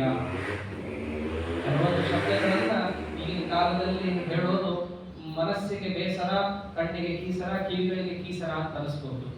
ಆದರೆ ಈ ಎಲ್ಲ ಕೆಲಸಗಳನ್ನು ನಾವು ಮಾಡೋದ್ರ ಉದ್ದೇಶ ಏನಿದೆ? ಸಂಕಲ್ಪದಲ್ಲೇ ಬರುತ್ತೆ. ವಿಷ್ಣು ಪ್ರೇರಣೆಯ ವಿಷ್ಣು ಪ್ರೀತ್ಯರ್ಥಂ ಅಂತ ಹೇಳಿ. ಜನಪ್ರೇರಣೆಯ ಜನಪ್ರೀತ್ಯರ್ಥಂ ಅಂತ ನಮ್ಮ ಸಂಕಲ್ಪದಲ್ಲಿ ಇಲ್ಲ. ಕಾರಣ ಜನ ತೃಪ್ತಿ ಆಗುವುದೂ ಇಲ್ಲ. ಅದಕ್ಕೋಸ್ಕರ ನಾವು ಮಾಡ್ತೇವೆ ಅಂತ ನಮ್ಮ ಮೂರ್ಖತನ. ಯಾರು ನಿತ್ಯ ತೃಪ್ತನೋ ಅವನ ಪ್ರೀತಿಗೋಸ್ಕರ ನಾವು ಕೆಲಸ ಮಾಡ್ತೀವಿ ಅನ್ನೋದು ನಮ್ಮ ಉದ್ದೇಶ ಆಗಿರಬೇಕು. ಅಂತಹ ಪರಮಾತ್ಮ ಯಾವ ವರ್ಣ ಧರ್ಮವನ್ನ, ಆಶ್ರಮ ಧರ್ಮವನ್ನ, ಭಾಗವತ ಧರ್ಮವನ್ನ ಜಗತ್ತಿನಲ್ಲಿ ಸಾರಿದ್ದಾನೋ, ಅದನ್ನು ಅನುಷ್ಠಾನ ಮಾಡದವರ ಮೇಲೆ ನನ್ನ ಶ್ವೇತಛತ್ರ ಸದಾ ಇರುತ್ತೆ ಅಂತ ಹೇಳಿದ್ದಾನೋ, ಅದನ್ನೇ ಯೋಗಕ್ಷೇಮಂ ವಹಾಮ್ಯಂ ಅಂತ ಹೇಳಿದ್ದಾನೋ, ಅದನ್ನ ಹೇಳೋದ್ರಲ್ಲಿ ಯಾವ ಹಿಂಜರಿಕೆಯ ಅವಶ್ಯಕತೆಯೂ ಇಲ್ಲ. ಮೇಲಾಗಿ ಇದನ್ನೇ ನಾನು ಕಲ್ಪಿಸಿಕೊಂಡು ಹೇಳ್ತಾ ಇರೋ ಅಂಶವೂ ಅಲ್ಲ. ಯಾವುದನ್ನ ಸಾಕ್ಷಾತ್ ಪರಮಾತ್ಮನೇ ಜಗತ್ತಿನ ಹಿತಕ್ಕಾಗಿ ಉಪದೇಶ ಮಾಡಿದ್ದಾನೋ ಅದನ್ನು ಹೇಳ್ತಾ ಇರೋ. ವರ್ಣಸಾಂಕರ್ಯ ಅನ್ನೋದು ಅತ್ಯಂತ ದೋಷಕ್ಕೆ ಕಾರಣವಾದ ಅಂಶ. ವರ್ಣಸಾಂಕರ್ಯದಿಂದ ಏನಾಗುತ್ತದೆ ಅಂತದ್ದು? ಅರ್ಜುನ ಉತ್ತರ ಕೊಡ್ತಾನೆ ಅದನ್ನ. ಅರ್ಜುನ ಇದಕ್ಕೆ ಹೇಳೋ ಮಾತುಗಳಿಗೆ ಕೃಷ್ಣ ಯಾವತ್ತೂ ಎದುರು ಮಾತಾಡಲ್ಲ. ನೀನು ಹೇಳಿದ್ದು ನಿಜ. ಮುಂದೆ ಅವನೇ ಅಂತಾನೆ, ಚಾತುರ್ವರ್ಣ್ಯಂ ಮಯಾ ಸೃಷ್ಟಂ ಗುಣಕರ್ಮ ವಿಭಾಗಶಃ ತಸ್ಯ ಕರ್ತಾರಮಪಿ ಮಾಂ ವಿದ್ಯ ಕರ್ತಾರಮವ್ಯಯಂ.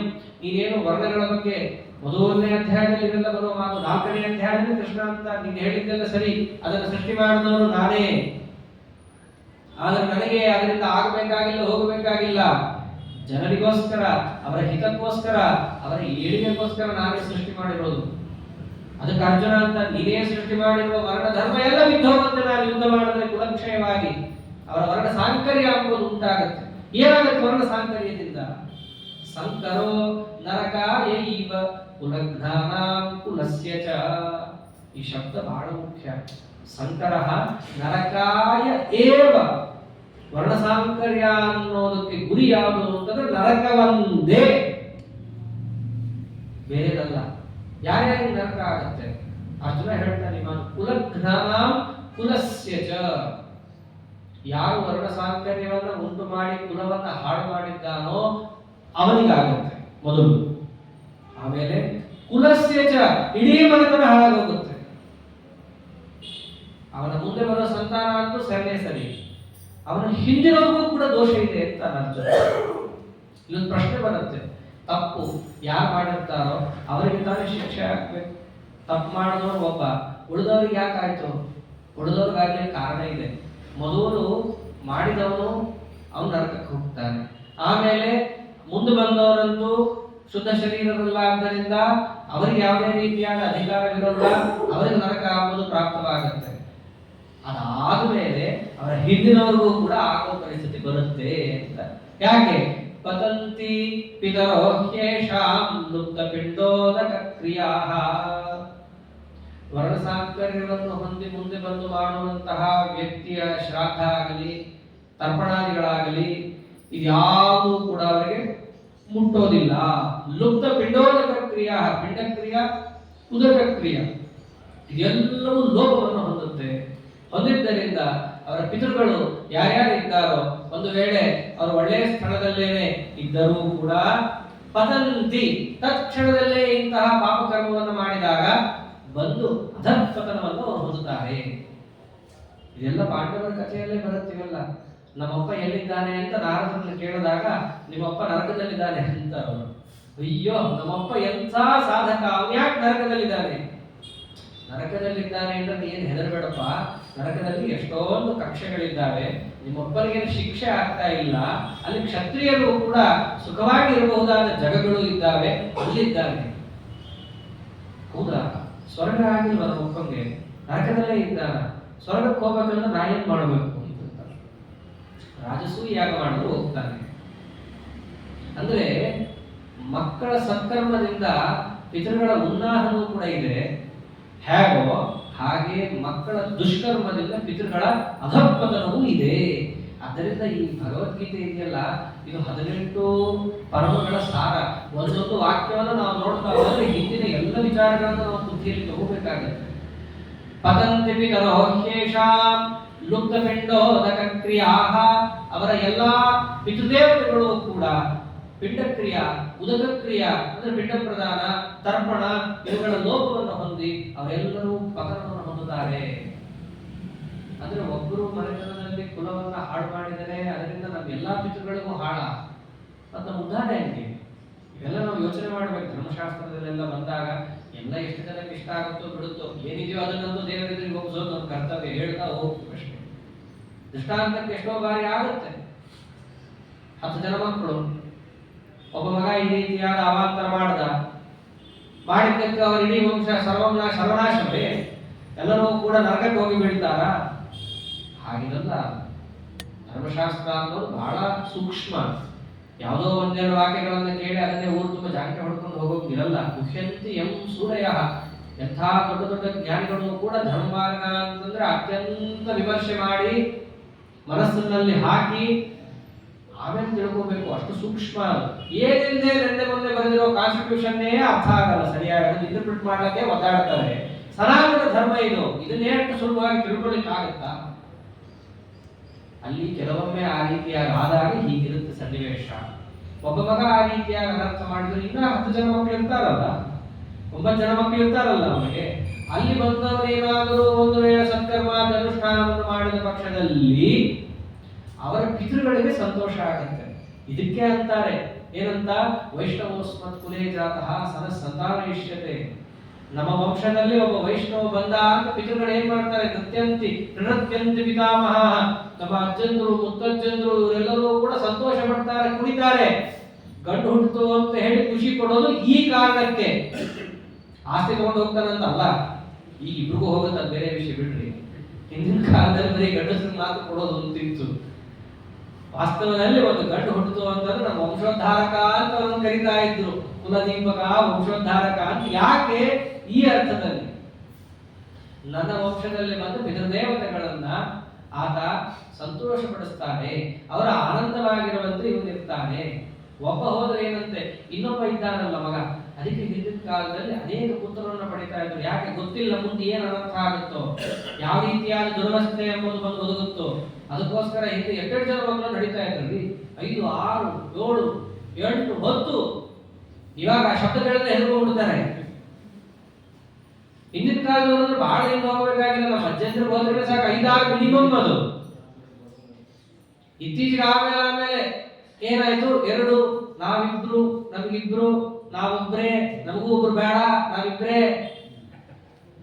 ಯಾಕೆ ಪುತ್ರ ಸಂತಾನವನ್ನು ಅಪೇಕ್ಷೆ ಪಡ್ತಾ ಇದ್ರು, ದೌಹಿತ್ರಾದಿ ಸಂತಾನವನ್ನು ಅಪೇಕ್ಷೆ ಪಡುತ್ತಿದ್ರು? ಅರ್ಜುನ ಇದೆಲ್ಲ ತಿಳಿಸಿಕೊಡ್ತಾನೆ. ನಮ್ಮ ಪಿತೃಗಳು, ಪಿತೃಪಿತಾಮಹ ಪ್ರಪಿತಾಮಹರು, ಅದರಂತೆ ನಮ್ಮ ಎಲ್ಲಾ 7 ತಲೆಮಾರಿನ ವಂಶ, ಅಲ್ಲಿ ಬಂದಂತಹ ಸಜ್ಜೀವರು, ಅವರಿಗೆ ಒಂದು ವೇಳೆ ಮುಂದೆ ಬಂದಂತಹ ವ್ಯಕ್ತಿಯಿಂದ ಅನಾಚಾರ ಉಂಟಾದಲ್ಲಿ ಅಧಃಪತನ ಉಂಟಾಗಬಾರದು ಅನ್ನೋದಕ್ಕೆ ಅನೇಕ ಮಕ್ಕಳನ್ನ ಪಡಿತಾ ಇದ್ರು. ಯಾರೋ ಒಬ್ಬನಾದ್ರೂ ಕೂಡ ಸರಿಯಾಗಿರ್ತಾನಲ್ಲ, ಪರಮಾತ್ಮನಲ್ಲಿ ಅದೇ ನಿತ್ಯ ಪ್ರಾರ್ಥನೆ, ಸ್ವಾಮಿ ನನ್ನ ವಂಶದಲ್ಲಿ ಯಾರು ಅನಾಚಾರ ಮಾಡುವಂತ ಆಗೋದು ಬೇಡ, ಪಿತೃದೇವತೆಗಳ ವ್ಯಾಕೋಪ ನಮ್ಮ ಮೇಲೆ ಆಗೋದು ಬೇಡ. ಒಬ್ಬ ಆ ರೀತಿಯಾಗಿದ್ದರೂ ಸಾಕು, ನಮಗೆ ಯಾವ ಪಿತೃದೋಷವೂ ಹತ್ತಲ್ಲ. ಎಷ್ಟೋ ಬಾರಿ ಜಾತಕ ತೋರ್ಸಕ್ಕೆ ಹೋದಾಗ ಹೇಳುತ್ತಾರೆ, ಜಾತಕ ನೋಡಿ ಆ ಗ್ರಹ ಅಲ್ಲಿದೆ, ಈ ಗ್ರಹ ಇಲ್ಲಿದೆ ಅಂತ ಹೇಳಿ ಕಡೆಗೆ ಬರೀತಾರೆ, ನಿಮಗೆ ಪಿತೃದೋಷ ಇದೆ ಅಂತ ಬರೆದು ಕಳಿಸ್ತಾರೆ. ಪಿತೃದೋಷ ಅಂದ್ರೆ ಬೇರೆಲ್ಲ ಇದೆ, ನಮ್ಮ ವಂಶದಲ್ಲಿ ಮಾಡಬೇಕಾದ ಕೆಲಸ ಸರಿಯಾಗಿ ಮಾಡದೇ ಇದ್ದಾಗ ಹತ್ತೋ ದೋಷನೇ ಪಿತೃದೋಷ, ಪಿತೃಗಳ ವ್ಯಾಕೋಪ. ಅದು ಪರಿಹಾರ ಆಗೋದು ಹೇಗೆ? ಪರಮಾತ್ಮ ಹೇಳಿದ ಮಾರ್ಗದಲ್ಲಿ ನಡೆದರೆ ಅದು ಪಿತೃದೇವತೆಗಳಿಗೂ ಸುಪ್ರಸನ್ನ ಮಾರ್ಗವೇ. ಆದ್ದರಿಂದಾಗಿ ಅವರ ವ್ಯಾಕೋಪಕ್ಕೆ ನಾವು ಗುರಿ ಆಗುವುದಿಲ್ಲ. ಅದಕ್ಕೆ ನೀವು ಎಷ್ಟೇ ಕುಂಡದಲ್ಲಿ ಹೋಗಿ ತುಪ್ಪ ಸುರಿದು ಮತ್ತೆ ಅದೇ ಅನಾಚಾರ ಮಾಡಿದ್ರೆ ಹೋಗೋದು ಹೇಗೆ? ಆ ದೋಷ ಬಂದಿದ್ದು ಹೆಂಗೋ ಹೋಗಿದ್ದು ಹಾಗೇನೆ. ಬಂದಿದ್ದು ಒಂದು ರೀತಿ, ಹೋಗಿ ತುಪ್ಪ ಹಾಕಿ ಅಂತಂದ್ರೆ ಹೇಗಾಗುತ್ತೆ? ಬೆಂಕಿಗೆ ತುಪ್ಪ ಹಾಕಿದ್ರೆ ಹೇಗೆ ಜಾಸ್ತಿ ಆಗುತ್ತೆ? ಇಲ್ಲ ಜಾಸ್ತಿ ಆಗುತ್ತೆ, ಬಿಟ್ರೆ ಕಮ್ಮಿ ಆಗೋದಿಲ್ಲ. ಆದ್ದರಿಂದ ಪಿತೃದೋಷಾದಿಗಳು ಹೋಗೋದು ಕ್ರಮ ಇದು. ಸತ್ವಂಶದಲ್ಲಿ ಸತ್ಪುತ್ರನ ಅಪೇಕ್ಷೆ ಹೊಂದಿದವರು ಪುತ್ರನಲ್ಲಿ ಸತ್ವವನ್ನು ತುಂಬಬೇಕೇ ಹೊರತು ಅಸತ್ವವನ್ನಲ್ಲ. ಸತ್ವ ತುಂಬೋದು ಅಂದ್ರೆ ಏನು? ಇದೆ ಪರಮಾತ್ಮನ ಮಾರ್ಗದಲ್ಲಿ ಅವನ ಆಸಕ್ತನಾಗುವಂತೆ ಪ್ರೇರಣೆ ಮಾಡೋದು. ನಾಲ್ಕು ಉದ್ಧಾರ ಆಗ್ತೀನಪ್ಪ ಅಂತಿದ್ರೆ ಮದುವೆ ಯಾಕೆ ಮಾಡ್ಕೊಂಡು ಇರ್ತಾನೆ ಪರಮಾತ್ಮ? ಸ್ವಾಮಿ ಆಗಬೇಕಿತ್ತು ಬ್ರಹ್ಮಚಾರ್ಯದಿಂದ ಡೈರೆಕ್ಟ್ ಆಗಿ. ಮದುವೆ ಮಾಡ್ಕೊಂಡಿದ್ದೀಯಾ ಅಂತಂದ್ರೆ ನಿನ್ ಜವಾಬ್ದಾರಿ, ಸಂಕಲ್ಪನೆ ಇರುತ್ತೆ ಮದುವೆಯಲ್ಲಿ. ಧರ್ಮೇಚ ಅರ್ಥೇಚ ಕಾಮೇಚ, ನಾನು ಇವಳು ಕೈ ಬಿಡಲ್ಲ, ಧರ್ಮ ಮಾರ್ಗದಲ್ಲಿ ಸದಾ ಇವಳ ಜೊತೆ ನಿಂತು ನಡೆಸ್ತೀನಿ ಅಂತ ಸಂಕಲ್ಪ ಇರುತ್ತಲ್ಲಿ. ನಮ್ಮ ಮಾರ್ಗಕ್ಕಷ್ಟು ಮಹತ್ವ ಇದೆ. ಆ ಜವಾಬ್ದಾರಿ ತಗೊಂಡದ್ದಕ್ಕೆ ಗೃಹಸ್ಥನಿಗೆ ಮಹತ್ವ. ಸನ್ಯಾಸಿಗಳು ಯಾವುದು ಹೊತ್ಕೊಂಡಿರಲ್ಲ. ಬ್ರಹ್ಮಚರ್ಯದಂತೂ ಏನು ಇರೋದೇ ಇಲ್ಲ, ಬೇರೆ ವಿಷಯ. ಆದ್ದರಿಂದ ಮಕ್ಕಳು ಅಂತ ಬಂದರೆ ಅದರ ಗುರಿ ಯಾವುದು? ನಮ್ಮ ಪಿತೃದೇವತೆಗಳ ಋಣ ತೀರಿಸುವುದು. ಈ ಶಬ್ದ ಇದೆ ಅಲ್ಲಿ. ಗಂಡು ಮಕ್ಕಳನ್ನ ಹಡೆಯೋದು ಅಂದ್ರೆ ಏನು? ಪಿತೃದೇವತೆಗಳ ಋಣ ತೀರಿಸುವುದು. ಹೆಣ್ಣು ಮಕ್ಕಳನ್ನ ಹಡೆಯೋದು ಅಂದ್ರೆ ಏನು? ಆ ಹೆಣ್ಣು ಮಕ್ಕಳನ್ನ ಸತ್ಪಾತ್ರನಿಗೆ ದಾನ ಮಾಡಿಕೊಟ್ಟಾಗ ಅಲ್ಲಿ ಬಂದ ದೌಹಿತ್ರದಿಂದ ತನ್ನ ಪಿತೃಗಳ ಉದ್ಧಾರ. ಅದನ್ನು ಹೇಳಿದ್ದಾರೆ ಶ್ರಾದ್ದದಲ್ಲಿ. ಯಾರಿಗೆ ಮಹತ್ವ ಹೇಳಿರೋದು? ದೌಹಿತ್ರ ಕುತುಬಸ್ಥಿಲಾಹ, ದೌಹಿತ್ರನಿಗೆ ಮಹತ್ವ ಹೇಳಿರೋದು, ಪೌತ್ರನಿಗಲ್ಲ. ಶಿಬಿರಾಜನ ಕಥೆಯಲ್ಲೂ ಕೂಡ ಇದೇ ಬರುತ್ತೆ, ಯಯಾತಿಯ ಕಥೆಯಲ್ಲಿ ಬರುತ್ತೆ. ಆದ್ದರಿಂದ ಇವೆಲ್ಲ ನಾವು ಗಮನಿಸ್ತಾ ಹೋದ್ರೆ ನಮ್ಮ ಮಕ್ಕಳನ್ನ ನಾವು ಹೇಗೆ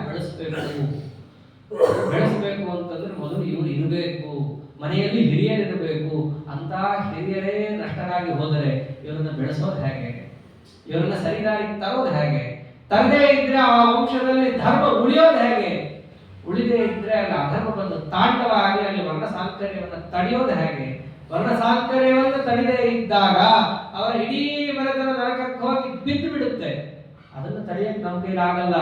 ಅದನ್ನೇ ಅಂತ ನಾನು ದೋಷೈರೇತೆ ಕುಲಜ್ಞಾನಾಂ ವರ್ಣಸಂಕರ ಕಾರಕೈಃ ಉತ್ಸಾದ್ಯಂತೆ ಜಾತಿ ಧರ್ಮಾಃ ಕುಲಧರ್ಮಾಶ್ಚ ಶಾಶ್ವತಾಃ. ಈ ವರ್ಣಸಾಂಕರ್ಯವನ್ನು ಉಂಟು ಮಾಡುವ ದೋಷಗಳಿಂದಾಗಿ ಏನಾಗುತ್ತೆ? ಎಲ್ಲ ಜಾತಿ ಧರ್ಮಗಳು ಹಾಳಾಗಿ ಹೋಗುತ್ತೆ, ಕುಲಧರ್ಮಗಳೆಲ್ಲವೂ ಕೂಡ ಹಾಳಾಗಿ ಹೋಗುತ್ತೆ. ಹಿಂದೆ ತಿಳಿಸಿದಂತೆ ಇದರಿಂದ ಏನಾಗುತ್ತೆ? ಉತ್ಸನ್ನ ಕುಲಧರ್ಮಾಣಾಂ ಮನುಷ್ಯಾಣಾಂ ಜನಾರ್ದನ ನರಕೆ ನಿಯತಂ ವಾಸಃ ಭವತೀತ್ಯನುಶುಶ್ರುಮಃ. ಯಾರ ಮನೆತನದಲ್ಲಿ, ದೇಶದಲ್ಲಿ, ಎಲ್ಲೇ ಆಗಿರಬಹುದು, ಅಲ್ಲಿ ಧರ್ಮ ಗ್ಲಾನಿ ಆಯಿತು, ಕುಲಧರ್ಮಗಳು ನಾಶವಾಗಿ ಹೋದವು ಅಂತಾದಲ್ಲಿ ನರಕೆ ನಿಯತಂ ವಾಸಃ, ಅವರಿಗೆ ವಾಸ ಎಲ್ಲಿ ಕನ್ಫರ್ಮ್ ಆಗುತ್ತೆ? ನರಕದಲ್ಲಿ ಕನ್ಫರ್ಮ್ ಆಗುತ್ತೆ. ಯಾರಿಗೆ? ಹಾಳು ಮಾಡಿದವನಿಗೂ, ಹಾಳು ಮಾಡಿದವರನ್ನ ವಂಶದಲ್ಲಿ ಹೆತ್ತು ಹೊತ್ತು ಸಾಕಿ ಸಲಹಿ ಪ್ರೀತಿಸಿದಂತಹ ಸಮಸ್ತ ಕುಲದವರಿಗೂ ಕೂಡ ಆ ದೋಷ ಹತ್ತುತ್ತೆ. ಧರ್ಮಶಾಸ್ತ್ರವನ್ನೇ ನಾವು ಪ್ರತ್ಯೇಕ ಕೇಳಬೇಕು. ಅದು ಯಾರಿಗೂ ಈ ಕಾಲದಲ್ಲಿ ಇಷ್ಟ ಇಲ್ಲ, ಅದಕ್ಕೆ ಕೇಳಲ್ಲ, ಅದು ಬೇರೆ ವಿಷಯ. ಧರ್ಮಶಾಸ್ತ್ರಕ್ಕೆ ದೊಡ್ಡ ಸ್ಥಾನಮಾನ ಇದೆ. ಹಿಂದಿನ ಕಾಲದಲ್ಲಿ ಅದನ್ನ ಕೇಳಿ ತಿಳ್ಕೊಳ್ತಿದ್ರು. ಯಾರು ತಿಳ್ಕೊಳ್ತಿದ್ರು ಗೊತ್ತೇನು? ಮನೆಯಲ್ಲಿ ಗಂಡಂದು ಪಾಠ ಪ್ರವಚನವನ್ನ ಕೇಳಿದ್ರೆ ಸ್ತ್ರೀಯರು ಧರ್ಮಶಾಸ್ತ್ರವನ್ನೇ ಕೇಳ್ತಾ ಇದ್ರು. ಭಾಗವತದಲ್ಲಿ ಬರುತ್ತಿರಲ್ಲ, 7ನೇ ಸ್ಕಂದದಲ್ಲಿ ಈ ಹಿರಣ್ಯಕಶಿಪುವಿನ ವಧೆ ಆಗೋಗುತ್ತೆ. ವಧೆ ಆದ ಮೇಲೆ 6 ಅಧ್ಯಾಯ ಇದೆ. ಅಲ್ಲಿ ಇದೇ ವಿಷಯ ಬರೋದು. ನಾರದರು ಪ್ರಹ್ಲಾದರಾಜನಿಗೆ ಏನು ಭಾಗವತ ಧರ್ಮ ಉಪದೇಶ ಮಾಡಿದ್ರು ಅಂತ ಪ್ರಶ್ನೆ. ಅವಾಗ ಪ್ರಹ್ಲಾದರಾಜರು ಅದೆಲ್ಲವನ್ನ ಹೇಳ್ತಾರೆ. ಅದನ್ನ ನಾರದರು ಧರ್ಮರಾಜನಿಗೆ ಹೇಳ್ತಾರೆ, ನೀವು ಆ ಪ್ರಹ್ಲಾದನಿಗೆ ಹೇಳಿದ್ರಂತೆ ಭಾಗವತ ಧರ್ಮ, ಅದನ್ನ ನಮಗೆ ತಿಳಿಸಿಕೊಡ್ರಿ ಅಂತ ಕೇಳಿದಾಗ ಎಲ್ಲಾ ಭಾಗವತ ಧರ್ಮವನ್ನೂ ಕೂಡ ನಾರದರು ತಿಳಿಸಿಕೊಡ್ತಾರೆ. ಅಲ್ಲಿ ಪುರುಷ ಧರ್ಮ, ಸ್ತ್ರೀ ಧರ್ಮ, ಪತಿ ಧರ್ಮ, ಪತ್ನಿ ಧರ್ಮ, ಬ್ರಹ್ಮಚಾರಿ, ಗೃಹಸ್ಥ, ವಾನಪ್ರಸ್ಥ, ಯತಿ, ಬ್ರಾಹ್ಮಣ, ಕ್ಷತ್ರಿಯ, ವೈಶ್ಯ, ಶೂದ್ರ, ಆಪತ್ ಧರ್ಮ, ಸಂಪತ್ ಧರ್ಮ ಎಲ್ಲವನ್ನೂ ಕೂಡ ಹೇಳ್ತಾರೆ. ಅದನ್ನ ಕೇಳಬೇಕು. ಸಪ್ತಮಸ್ಕಂದ ಕೇಳಿದ್ರೆ ಯಾರಾದ್ರೂ ನಮಗೆ ಅದು ಬೇಡ, ನಮಗೆ ಕತೆ ಹಿರಣ್ಯಕಶಿಪು ಕೊಂದ ಅಷ್ಟು ಬೇಕು ನಮಗೆ, ಹೌದು ಅದು ಕೇಳಬೇಕು, ಇಲ್ಲ ಅಂತಲ್ಲ. ನಮ್ಮ ಸಮಸ್ತ ಅನಿಷ್ಟ ನಿವೃತ್ತಿಗೂ ಕಾರಣವಾದ ಚರಿತ್ರೆ ನರಸಿಂಹ ದೇವರ ಚರಿತ್ರೆ. ಅನಿಷ್ಟ ನಿವೃತ್ತಿ ಆಗಬೇಕು, ಇಷ್ಟ ಪ್ರಾಪ್ತಿ ಆಗ್ಬೇಕಲ್ಲ. ಇಷ್ಟ ಯಾವುದು? ಧರ್ಮಾನುಷ್ಠಾನ. ಅದರ ಬಗ್ಗೆಯೂ ತಿಳ್ಕೊಳ್ಬೇಕು. ಅದಕ್ಕೆ ಸಪ್ತಮಸ್ಕಂಧ ಅನ್ನೋದು ಬಹಳ ಸ್ವಾರಸ್ಯಕರ. ಅನಿಷ್ಟ ನಿವೃತ್ತಿ ಆಯಿತು, ಅಧರ್ಮ ರೂಪಿಯಾದ ಹಿರಣ್ಯಕಶಿಪುವಿನ ಸಂಹಾರ ಆಯಿತು, ಮನಸ್ಸು ಖಾಲಿ ಬಿಡಬಾರ್ದು, ಅಲ್ಲೇನಿರ್ಬೇಕು? ಧರ್ಮ ತುಂಬ್ಕೋಬೇಕು. ಇದಕ್ಕೆ ಸಪ್ತಮಸ್ಕಂಧಕ್ಕೆ ಮಹತ್ವ ಜಾಸ್ತಿ. ಆದ್ದರಿಂದ ಆ ಧರ್ಮವನ್ನ ಸರಿಯಾಗಿ ನಾವು ನೋಡ್ತಾ ಹೊರಟ್ರೆ ಭಾಗವತದಲ್ಲಿ ಸ್ತ್ರೀ ಧರ್ಮನೂ ಬರುತ್ತೆ. ಆ ಸ್ತ್ರೀ ಧರ್ಮದಲ್ಲಿ ಏನ್ ಹೇಳ್ತಾರೆ ಗೊತ್ತೇನು? ಹೆಣ್ಮಕ್ಳು ಏನ್ ಮಾಡಬೇಕು? ಎಲ್ಲ ಪತಿ ಶುಶ್ರೂಷ ಎಲ್ಲ ಹೇಳ್ಬಿಟ್ಟು ಧರ್ಮಜ್ಞ ಅನ್ನೋ ಒಂದು ವಿಶೇಷಣ ಕೊಡ್ತಾರೆ. ಗಂಡಸರಿಗೆ ಅದನ್ನು ಹೇಳಲ್ಲ, ಯಾಕೆಂದ್ರೆ ಅದಕ್ಕೆ ಬೈ ಡಿಫಾಲ್ಟ್ ಇರ್ಬೇಕದು. ಆದರೆ ಒತ್ತಿ ಯಾರಿಗೆ ಹೇಳ್ತಾರೆ? ನಾರದರು ಧರ್ಮಜ್ಞ, ಅಲೋನುಪ, ದಕ್ಷ ಅವರು ವಿಶೇಷಣ ಕೊಡೋದು. ಸ್ತ್ರೀಯರು ಧರ್ಮವನ್ನ ತಿಳಿದಿರಬೇಕು. ಯಾಕೆ ಅಂದ್ರೆ ಮಕ್ಕಳು ಮಾತು ಕೇಳೋದು ಅಪ್ಪಂದಲ್ಲ ಜಾಸ್ತಿ. ಯಾರ ಮಾತು ಕೇಳ್ತಾರೆ? ಅಮ್ಮನ ಮಾತು ಜಾಸ್ತಿ ಕೇಳ್ತಾರೆ. ಯಾಕೆ? ಪ್ರೀತಿ ಜಾಸ್ತಿ ಅವಳು ತೋರಿಸ್ತಾಳೆ. ಈ ಅಪ್ಪ ಬರೋದು ಬಾರಿಸೋದು ಅಷ್ಟಾಗಿರುತ್ತೆ. ಪ್ರಾಯ ಎಲ್ಲರೂ ಹಾಗೆ ಮಾಡ್ತಾರಂತಲ್ಲ. ಅಪ್ಪನ ಕಂಡ್ರೆ ಭಯ, ಅಮ್ಮನ ಕಂಡ್ರೆ ಮೊದಲು ಭಯ ಇರಲ್ಲ. ಯಾರ ಕಂಡ್ರೆ ಭಯ ಇರಲ್ವೋ, ಯಾರು ಸದಾ ಮಕ್ಕಳ ಮೇಲೆ ಪ್ರೀತಿಯನ್ನು ಸುರಿಸ್ತಿರ್ತಾಳೋ ಅವಳು ಹೇಳಿದ ಮಾತು ಬೇಗ ನಾಟುತ್ತೆ. ಅವಳು ಏನಾಗಿರ್ಬೇಕು? ಧರ್ಮಜ್ಞ. ಇದು ಸರಿ, ಇದು ತಪ್ಪು, ಇದು ಪರಮಾತ್ಮನಿಗೆ ಪ್ರಿಯಕರವಾದ ನಡೆನುಡಿಗಳು ಅನ್ನೋದನ್ನು ಅವಳು ಸರಿಯಾಗಿ ತಿಳಿದಿರಬೇಕು. ಸ್ತ್ರೀಯರು ತಿಳಿಬೇಕಾದ ಅಂಶ ಹೌದು, ಕೃಷ್ಣ ಕಥೆ, ರಾಮದೇವರ ಕಥೆ ಎಲ್ಲ ತಿಳಿಯೋದರ ಜೊತೆ ಮನೆಯಲ್ಲಿ ಕುಲಾಚಾರಗಳು ಹೇಗಿರಬೇಕು ಇದನ್ನು ತಿಳ್ಕೋಬೇಕು ಹೆಣ್ಮಕ್ಳು. ಯಾಕೆಂದ್ರೆ ಅವರೇ ಮನೆಯಲ್ಲಿ ಸದಾ ಇರೋದು. ಗೃಹಿಣಿ ಗೃಹ ಮುಚ್ಚತೆ, ಅವಳಿಲ್ಲದೆ ಇದ್ರೆ ಗೃಹ ಮುಚ್ಚತ್ತೆ ಅಷ್ಟೇ. ಅವಳು ಇರಬೇಕು, ಅವಳಿದ್ರೆ ಮನೆ ಉಳಿಯುತ್ತೆ. ಅವಳು ಹೇಗಿರ್ಬೇಕು ಹಾಗಿದ್ರೆ ಮನೆ ಉಳಿಯುತ್ತೆ, ಅದು ಮುಖ್ಯ. ಹಾಗಿರ್ಬೇಕು ಅವಳು ಧರ್ಮಜ್ಞ, ಅಲೋಲುಪ, ದಕ್ಷ. ಅವಳು ಧರ್ಮವನ್ನ ತಿಳಿದಿರಬೇಕು. ಅಷ್ಟೇ ಅಲ್ಲ, ತಿಳಿದಂತೆ ಅಲೋಲುಪ ವಿಷಯಗಳ ಕಡೆ ಅವಳು ಹೋಗುವಂತವಳು ಆಗಿರಬಾರದು. ಅದರ ಮೇಲೆ ದಕ್ಷ, ಹೇಳಿದ್ದನ್ನು ನಡೆಸೋ ತಾಕತ್ತು ಹೊಂದಿರಬೇಕು. ಅವಳು ಹೇಳೋದನ್ನು ಹೇಳ್ಬಿಡೋದು, ತಾನು ಬಿಟ್ಬಿಡೋದು ಆಗ್ಬಾರ್ದು. ಯಾರಿಗಾದ್ರೂ ಅವಳು ಹೇಳಿದ್ರೆ ಪ್ರೀತಿಯಿಂದಲೋ ಹೇಳಿದ್ದಾರೆ ಏನಂತ ಸಮಾಧಾನ, ಭೇದ, ದಂಡ ಎಲ್ಲವನ್ನೂ ಬಳಸಬೇಕಾಗತ್ತೆ. ಮನೆಯಲ್ಲೇ ಮೊದಲು ಬಳಸೋದು. ಮೊದಲು ಒಳ್ಳೆ ಮಾತು ಹೇಳ್ತಾರೆ ಅಷ್ಟೇ. ಯಾಕೆ ಹೋಮ್ವರ್ಕ್ ಮಾಡಲಿಲ್ಲ ಅಂದ್ರೆ ಏನ್ ಮಾಡ್ತೀರಿ? ಸ್ವಲ್ಪ ಯೋಚನೆ ಮಾಡಿ. ಬರೀ ಧರ್ಮಮಾರ್ಗಕ್ಕಷ್ಟೇ ಅಲ್ಲ, ಮೊದಲು ಮುದ್ದಾಗಿ ಹೇಳ್ತೀರಿ, ಚಾಕ್ಲೇಟ್ ಕೊಡ್ತೀನಿ, ದಾನ, ಆಮೇಲೆ ನೋಡು ನಿನಗೆ ಆಟ ತಪ್ಪಿಸ್ತೀನಿ, ಭೇದ, ಆಮೇಲೆ ಬಾರಿಸ್ತಾರೆ. ಎಲ್ಲ ಮಾಡೋದೇ. ಆ ಶಬ್ದಗಳು ನಮಗೆ ಗೊತ್ತಿಲ್ಲ, ಅದು ಬೇರೆ ವಿಷಯ. ನೋಡಿ ನೀವು ಮಾಡಲಿಲ್ಲ ಅಂದ್ರೆ ಆಟಕ್ಕೆ ಹೋಗ್ಬಿಡಲ್ಲ, ಭೇದ, ಭೇದೋಪಾಯ ಬಿಡಿಸ್ತೀನಿ, ಇದೇ ಬರ್ತದೆ. ಎಲ್ಲವನ್ನೂ ಮಾಡೋದೇ. ಆದ್ರೆ ಪರಮಾತ್ಮ ವಿಷಯಕ್ಕೆ ಬಂದಾಗ ಮಾತ್ರ ಹೌದು ಬೇಡ, ರಾಯಸ್ತೋತ್ರ ಟೈಮ್ ಆಗುತ್ತೆ. ಎಷ್ಟೊತ್ತಾಗುತ್ತೆ? ಟೈಮು 2 ನಿಮಿಷ ಆಗುತ್ತೆ ಅಷ್ಟೇ. ಅದಕ್ಕೆ ಮಾತ್ರ ಏನು ಎಲ್ಲಿಲ್ಲದ ಕಾಳಜಿ. ಹಾಗಿರಬಾರದು. ಧರ್ಮಜ್ಞ, ಅಲೋಲುಪ, ದಕ್ಷ. ಇದು ಸ್ತ್ರೀಯರಲ್ಲಿರ್ಬೇಕು. ಅವಳು ಧರ್ಮವನ್ನು ತಿಳಿದಿರ್ಬೇಕು. ಮನೆಯಲ್ಲಿ ಅವಳು ಗಟ್ಟಿ ಇದ್ರೆ ಸಾಕು, ಗಂಡಸರು ತಾನಾಗೇ ಮಾಡ್ಬೇಕಾಗಿ ಬರುತ್ತೆ. ಎಲ್ಲ ಅವರು ಅನುಭವ ವೇದ್ಯ. ಮನೆಯಲ್ಲಿ ಹೆಣ್ಮಕ್ಳು ಒಂದು ಚೂರು ಅನುಕೂಲ ಮಾಡಿಕೊಡ್ಲಿಲ್ಲ ಅಂತಂದ್ರೆ ಇವ್ರು ಗಂಟೆ ಬಾರ್ಸಕ್ಕಾಗಲ್ಲ. ಬೆಳಗ್ಗೆ ಏನು ಅಭಿಷೇಕ ಮಾಡ್ತಾರೆ, ಅವ್ರು ಕಸ ಹೊಡೆಯಲಿಲ್ಲ ಅಂತಂದ್ರೆ, ಉಪಕರಣ ತೊಡಲಿಲ್ಲ ಅಂತಂದ್ರೆ, ಅನುಕೂಲ ಮಾಡ್ಕೊಡ್ಲಿಲ್ಲ ಅಂದ್ರೆ ಇವ್ರು ಏನ್ ಮಾಡ್ಬೇಕು? ಎಲ್ಲ ಇವರೇ ಮಾಡೋದು ಅಂತಂದ್ರೆ ಹೋಗೋದಲ್ಲಿ ಇವ್ರ ಕೆಲಸ ಪಾಪ ಹೋಗೋದಿರುತ್ತೆ. ಮನೆಯಲ್ಲಿದ್ದು ಅವಳು ಸಮಸ್ತವೂ ಕೂಡ ಇವನಿಗೆ ಅನುಕೂಲ ಮಾಡಿಕೊಟ್ರೆ ಸಹಸ್ರಾಶೀರ್ಷ ಪುರುಷ ಅಂತ ದೇವತರ ಮೇಲೆ ನೀನು ಹಾಕ್ಲಿಕ್ಕಾಗುತ್ತೆ. ಇದು ವಸ್ತುಸ್ಥಿತಿ. ಆದ್ದರಿಂದ ಮನೆಯಲ್ಲಿ ಧರ್ಮ ಉಳಿಬೇಕು ಅಂತಂದ್ರೆ ಯಾರಲ್ಲಿ? ಸ್ತ್ರೀಯರಲ್ಲೇ ಉಳಿಯುವುದು. ಸ್ತ್ರೀಷು ದುಷ್ಟಾಸು ವಾರ್ಷ್ಣೇಯ ಜಾಯತೆ ವರ್ಣಸಂಕರ ಅಧರ್ಮೋಪಿ ಭವತ್ಯುತ. ಮನೆಯಲ್ಲಿ ಹೆಣ್ಣುಮಕ್ಕಳಿಗೆ ಎಷ್ಟು ಮಹತ್ವ ಇದೆ. ಧರ್ಮ ಸಂರಕ್ಷಣೆ ಆಗಬೇಕು ಅಂದ್ರೆ ಮೊದಲು ಹೆಣ್ಣುಮಕ್ಕಳು ಸರಿಯಾಗಿರ್ಬೇಕು. ಅವರು ಸರಿ ಇರ್ಲಿಲ್ಲ ಅಂತಂದ್ರೆ ಮನೆಯಲ್ಲಿ ನಿಮಗೆ ಏನೂ ಮಾಡಕ್ಕಾಗಲ್ಲ. ಎಲ್ಲ ಅರ್ಜುನ ಕೊಡ್ತಾ ಇದ್ದಾನೆ. ಏನೋ ಅವತ್ತಿಗಿತ್ತು ಇವತ್ತಿಗೆ ಇಲ್ಲಪ್ಪ ಅನ್ನೋ ಹಾಗಿಲ್ಲ. ಎಲ್ಲ ನಮ್ಮ ಕಣ್ಣು ಮುಂದೆ ಜಳ ಜಳ ಜಳ ಜಳ ಕಾಣಿಸುವಂತಹ ವಿಷಯಗಳೇ. ಅಂತಹ ಸ್ತ್ರೀಯರೇ ಒಂದು ವೇಳೆ ದುಷ್ಟರಾದರೆ ಮನೆಯಲ್ಲೆಲ್ಲ ಅನಾಚಾರಗಳೇ. ಅವ್ರಿಗೆ ಹೆಂಗಾರು ಇರಪ್ಪ, ಸರಿಯಾಗಿ ಓದಿ ಬಂದು ದುಡ್ಡು ಸಂಪಾದನೆ ಮಾಡಿ ಮನೆ ಕಟ್ಟು ಸಾಕು ಅಂತಂದ್ರೆ ಅಲ್ಲಿಗೆ ಸಾಕೇ ಸಾಕು ಮನೆತನದ ಕಥೆ. ಆದ್ದರಿಂದ ಒಂದು ಹೆಣ್ಣಿನ ಕೈಯಲ್ಲಿ ಎಷ್ಟಿರುತ್ತೆ, ಆ ಹೆಣ್ಣು ಒಂದು ವೇಳೆ ಹಾದಿ ತಪ್ಪಿದರೆ ಎಷ್ಟು ಅನರ್ಥ ಆಗುತ್ತೆ ಅನ್ನೋದೆಲ್ಲವನ್ನು ತಿಳಿಸಿ ಅರ್ಜುನ ಅಂತಾನೆ, ಒಂದು ವೇಳೆ ಆ ಹೆಣ್ಣು ಮಕ್ಕಳು ಹಾದಿ ತಪ್ಪೋದಕ್ಕೆ ನಾವೇ ಕಾರಣರಾಗ್ಬಿಟ್ರೆ ನೀನ್ ಹೆಂಗಾದಿ ನೇರವಾಗಿ ಅಲ್ಲದೆ ಇದ್ರು ಅವ್ರ ಮನೆಯಲ್ಲಿ ಬರಬೇಕಾದಂತಹ ಪುರುಷರು ಯಾರ್ಯಾರಿದ್ದಾರೋ ಅವರನ್ನ ನಾನು ತಪ್ಪಿಸ್ದೆ ಅಂತಂದ್ರೆ ಮತ್ತವರು ತಪ್ಪು ಹಾದಿ ಹಿಡಿಯೋರೇ ಆಗ್ತಾರೆ. ತಪ್ಪು ಹಾದಿ ಹಿಡಿದ್ರು ಅಂತಂದ್ರೆ ಅವ್ರ ಎಲ್ಲಾ ಅನರ್ಥಗಳಿಗೂ ಯಾರು ಕಾರಣರಾದ್ರು? ನಾವೇ ಕಾರಣರಾದ್ವಿ. ಅದಕ್ಕೆ ಅಂತಾನೆ ಕಡೆ ಉದ್ಗಾರ ತೆಗಿತಾನೆ, ಅಹೋ ಅಯ್ಯೋ ಅಂತಾನೆ ಅರ್ಜುನ. ಅಹೋಗತ ಮಹತ್ ಪಾಪಂ ಕರ್ತುಂ ವ್ಯವಸಿತಾ ವಯಂ. ಎಂಥ ದೊಡ್ಡ ಪಾಪವನ್ನು ನಾವು ಮಾಡ್ಲಿಕ್ಕೆ ಹೋಗಿದ್ದೀವಿ ಕೃಷ್ಣ. ಏನು ಪಾಪ? ಯದ್ರಾಜ್ಯ ಸುಖ ಲೋಭೇನ ಹಂತುಂ ಸ್ವಜನ ಮುಕ್ತ್ಯತಾಹ. ಒಂದು ರಾಜ್ಯದ ಸುಖಕ್ಕೆ ಆಸೆ ಪಟ್ಟು ದೊಡ್ಡ ಪಾಪವನ್ನು ಮಾಡಕ್ಕೆ ಹೋಗ್ತಾ ಇದ್ದೀವಿ. ಏನು ದೊಡ್ಡ ಪಾಪ? ನಮ್ಮವರನ್ನೇ ಕೊಲ್ಲಕ್ಕೆ ಹೋಗ್ತಾ ಇದ್ದೀವಿ. ಅವರನ್ನು ಕೊಲ್ಲುವ ಮೂಲಕ ಸಮಸ್ತ ಜನಕ್ಷಯಕ್ಕೆ ನಾವು ಕಾರಣರಾಗ್ತಾ ಇದ್ದೀವಿ. ಅದರಿಂದಾಗಿ ನರಕಕ್ಕೆ ಹೋಗಿ ಬೀಳುವ ದೊಡ್ಡ ಪಾಪ ಅನ್ನೋದು ನಮ್ಮ ಕೈಯಿಂದ ಆಗ್ತಾ ಇದೆ. ಆದ್ದರಿಂದ ಕೃಷ್ಣ ಒಂದು ಉದ್ಗಾರ ತೆಗೆದಂತ ಇದ್ದಾನೆ, ದೊಡ್ಡ ಪಾಪ ಮಾಡಕ್ಕೆ ಹೋಗ್ತಾ ಇದ್ದೀವಿ. ಆದ್ದರಿಂದ ಈ ಯುದ್ಧವನ್ನು ಮಾಡೋದು ಮಹಾ ಪಾಪದಾಯಕ. ಕೇಳಿದವರು ಹೌದು ಅನ್ಸ್ಬಿಡುತ್ತೆ. ಅದೇ ಅಂತ ಅರ್ಜುನ. ಆದ್ದರಿಂದ ನಾನು ಯುದ್ಧ ಮಾಡಲ್ಲ. ಯುದ್ಧ ಮಾಡಿದ್ರೆ ಹಾಗೆ ನಿಂತು ಬಿಡ್ತೀನಿ ನಾನು. ಮಧ್ಯ ಅಂತ ಬಂದ ಆಗೋಗಿದೆ.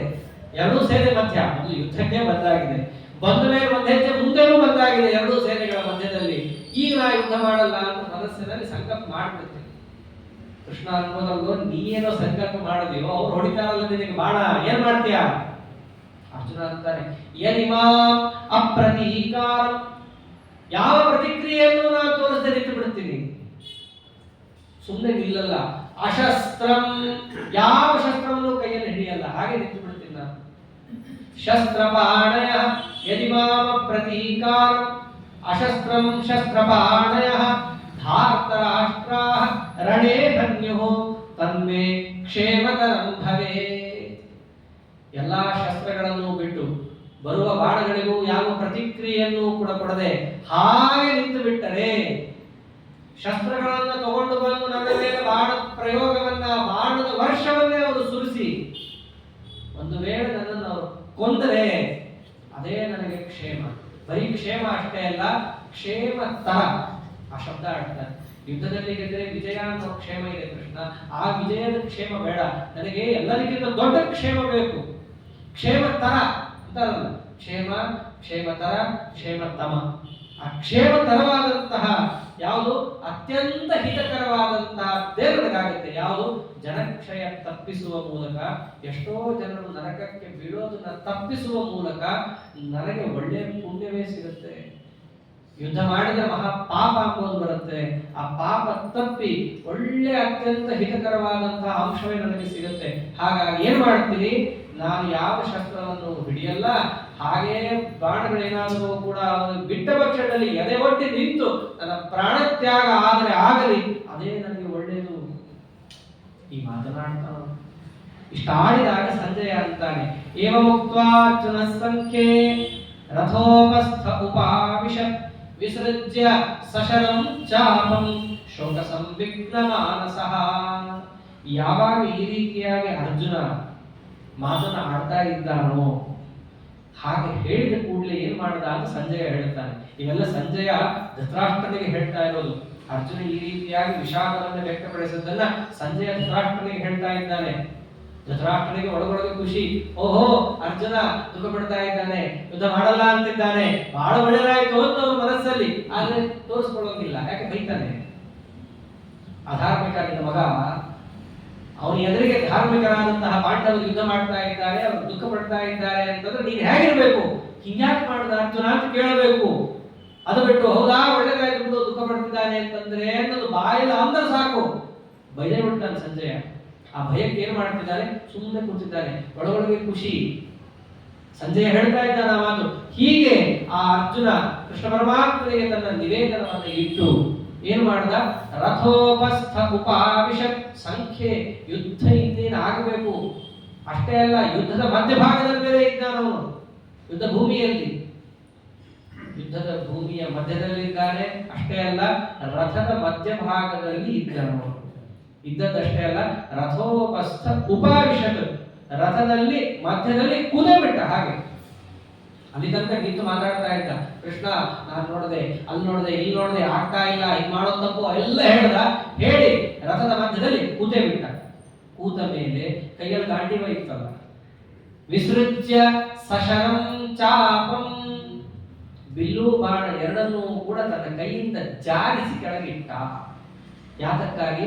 ಶೋಕ ಸಂವಿಘ್ನ ಮಾನಸ, ಶೋಕದಿಂದ ಉದ್ವಿಗ್ನಗೊಂಡ ಮನಸ್ಸು ಅವನದ್ದಾಗಿತ್ತು.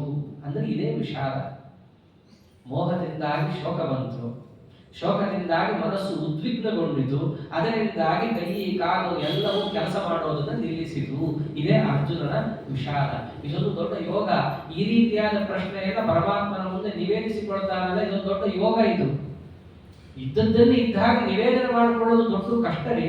ನಮ್ಮ ಮನಸ್ಸಿನಲ್ಲಿ ಏನಿರುತ್ತೋ ಅದನ್ನು ಹೇಳ್ಕೋಬೇಕಲ್ಲ, ಪರಮಾತ್ಮನ ಎದುರಿಗೆ ಅದನ್ನು ನಿವೇದನೆ ಮಾಡ್ಕೋಬೇಕಲ್ಲ. ಬಹಳ ಅದು ದೊಡ್ಡ ಯೋಗ. ಅದು ಅರ್ಜುನನಿಗೆ ಒದಗಿ ಬಂತು ಆ ಉಪಾಯ. ಹೀಗೆ ಅರ್ಜುನ ಯಾವಾಗ ಎಲ್ಲವನ್ನು ಜಾರಿಸಿ ರಥದ ಮಧ್ಯದಲ್ಲಿ ತಲೆ ಕೆಳಗೆ ಹಾಕಿ ಕೂತಿದ್ದಾನೋ, ಅವನು ಕೂತಿದ್ದಾನೆ ಮಹಾಪ್ರಭು ಕೃಷ್ಣ ಪರಮಾತ್ಮ. ಅವನು ಏನ್ ಮಾಡ್ದ? ಅರ್ಜುನ ಏನ್ ಮಾಡ್ದ? ಮುಂದೇನ್ ಮಾಡ್ದ ಅಂತ ಕೇಳಬೇಕು ಧೃತರಾಷ್ಟ್ರನಿಗೆ. ಅದನ್ನ ಸಂಜಯ ಆ ಧೃತರಾಷ್ಟ್ರನ ಅಪೇಕ್ಷೆಯನ್ನು ಅರಿತು ಮುಂದೆ ಯಾವ ರೀತಿಯಾಗಿ ಧೃತರಾಷ್ಟ್ರನಿಗೆ ಉತ್ತರ ಕೊಟ್ಟ ಇತ್ಯಾದಿ ಭಾಗವನ್ನ ನಾಳೆ ದಿವಸ ನೋಡೋಣ ಅಂತ ಹೇಳ್ತಾ, ಅದೇ ಯಥಾಮತಿ ಕಥಾಭಿಪ್ರಾಯ. ಶ್ರೀಕೃಷ್ಣಾರ್ಪಣಮಸ್ತು. ಹರೇ ನಮಃ.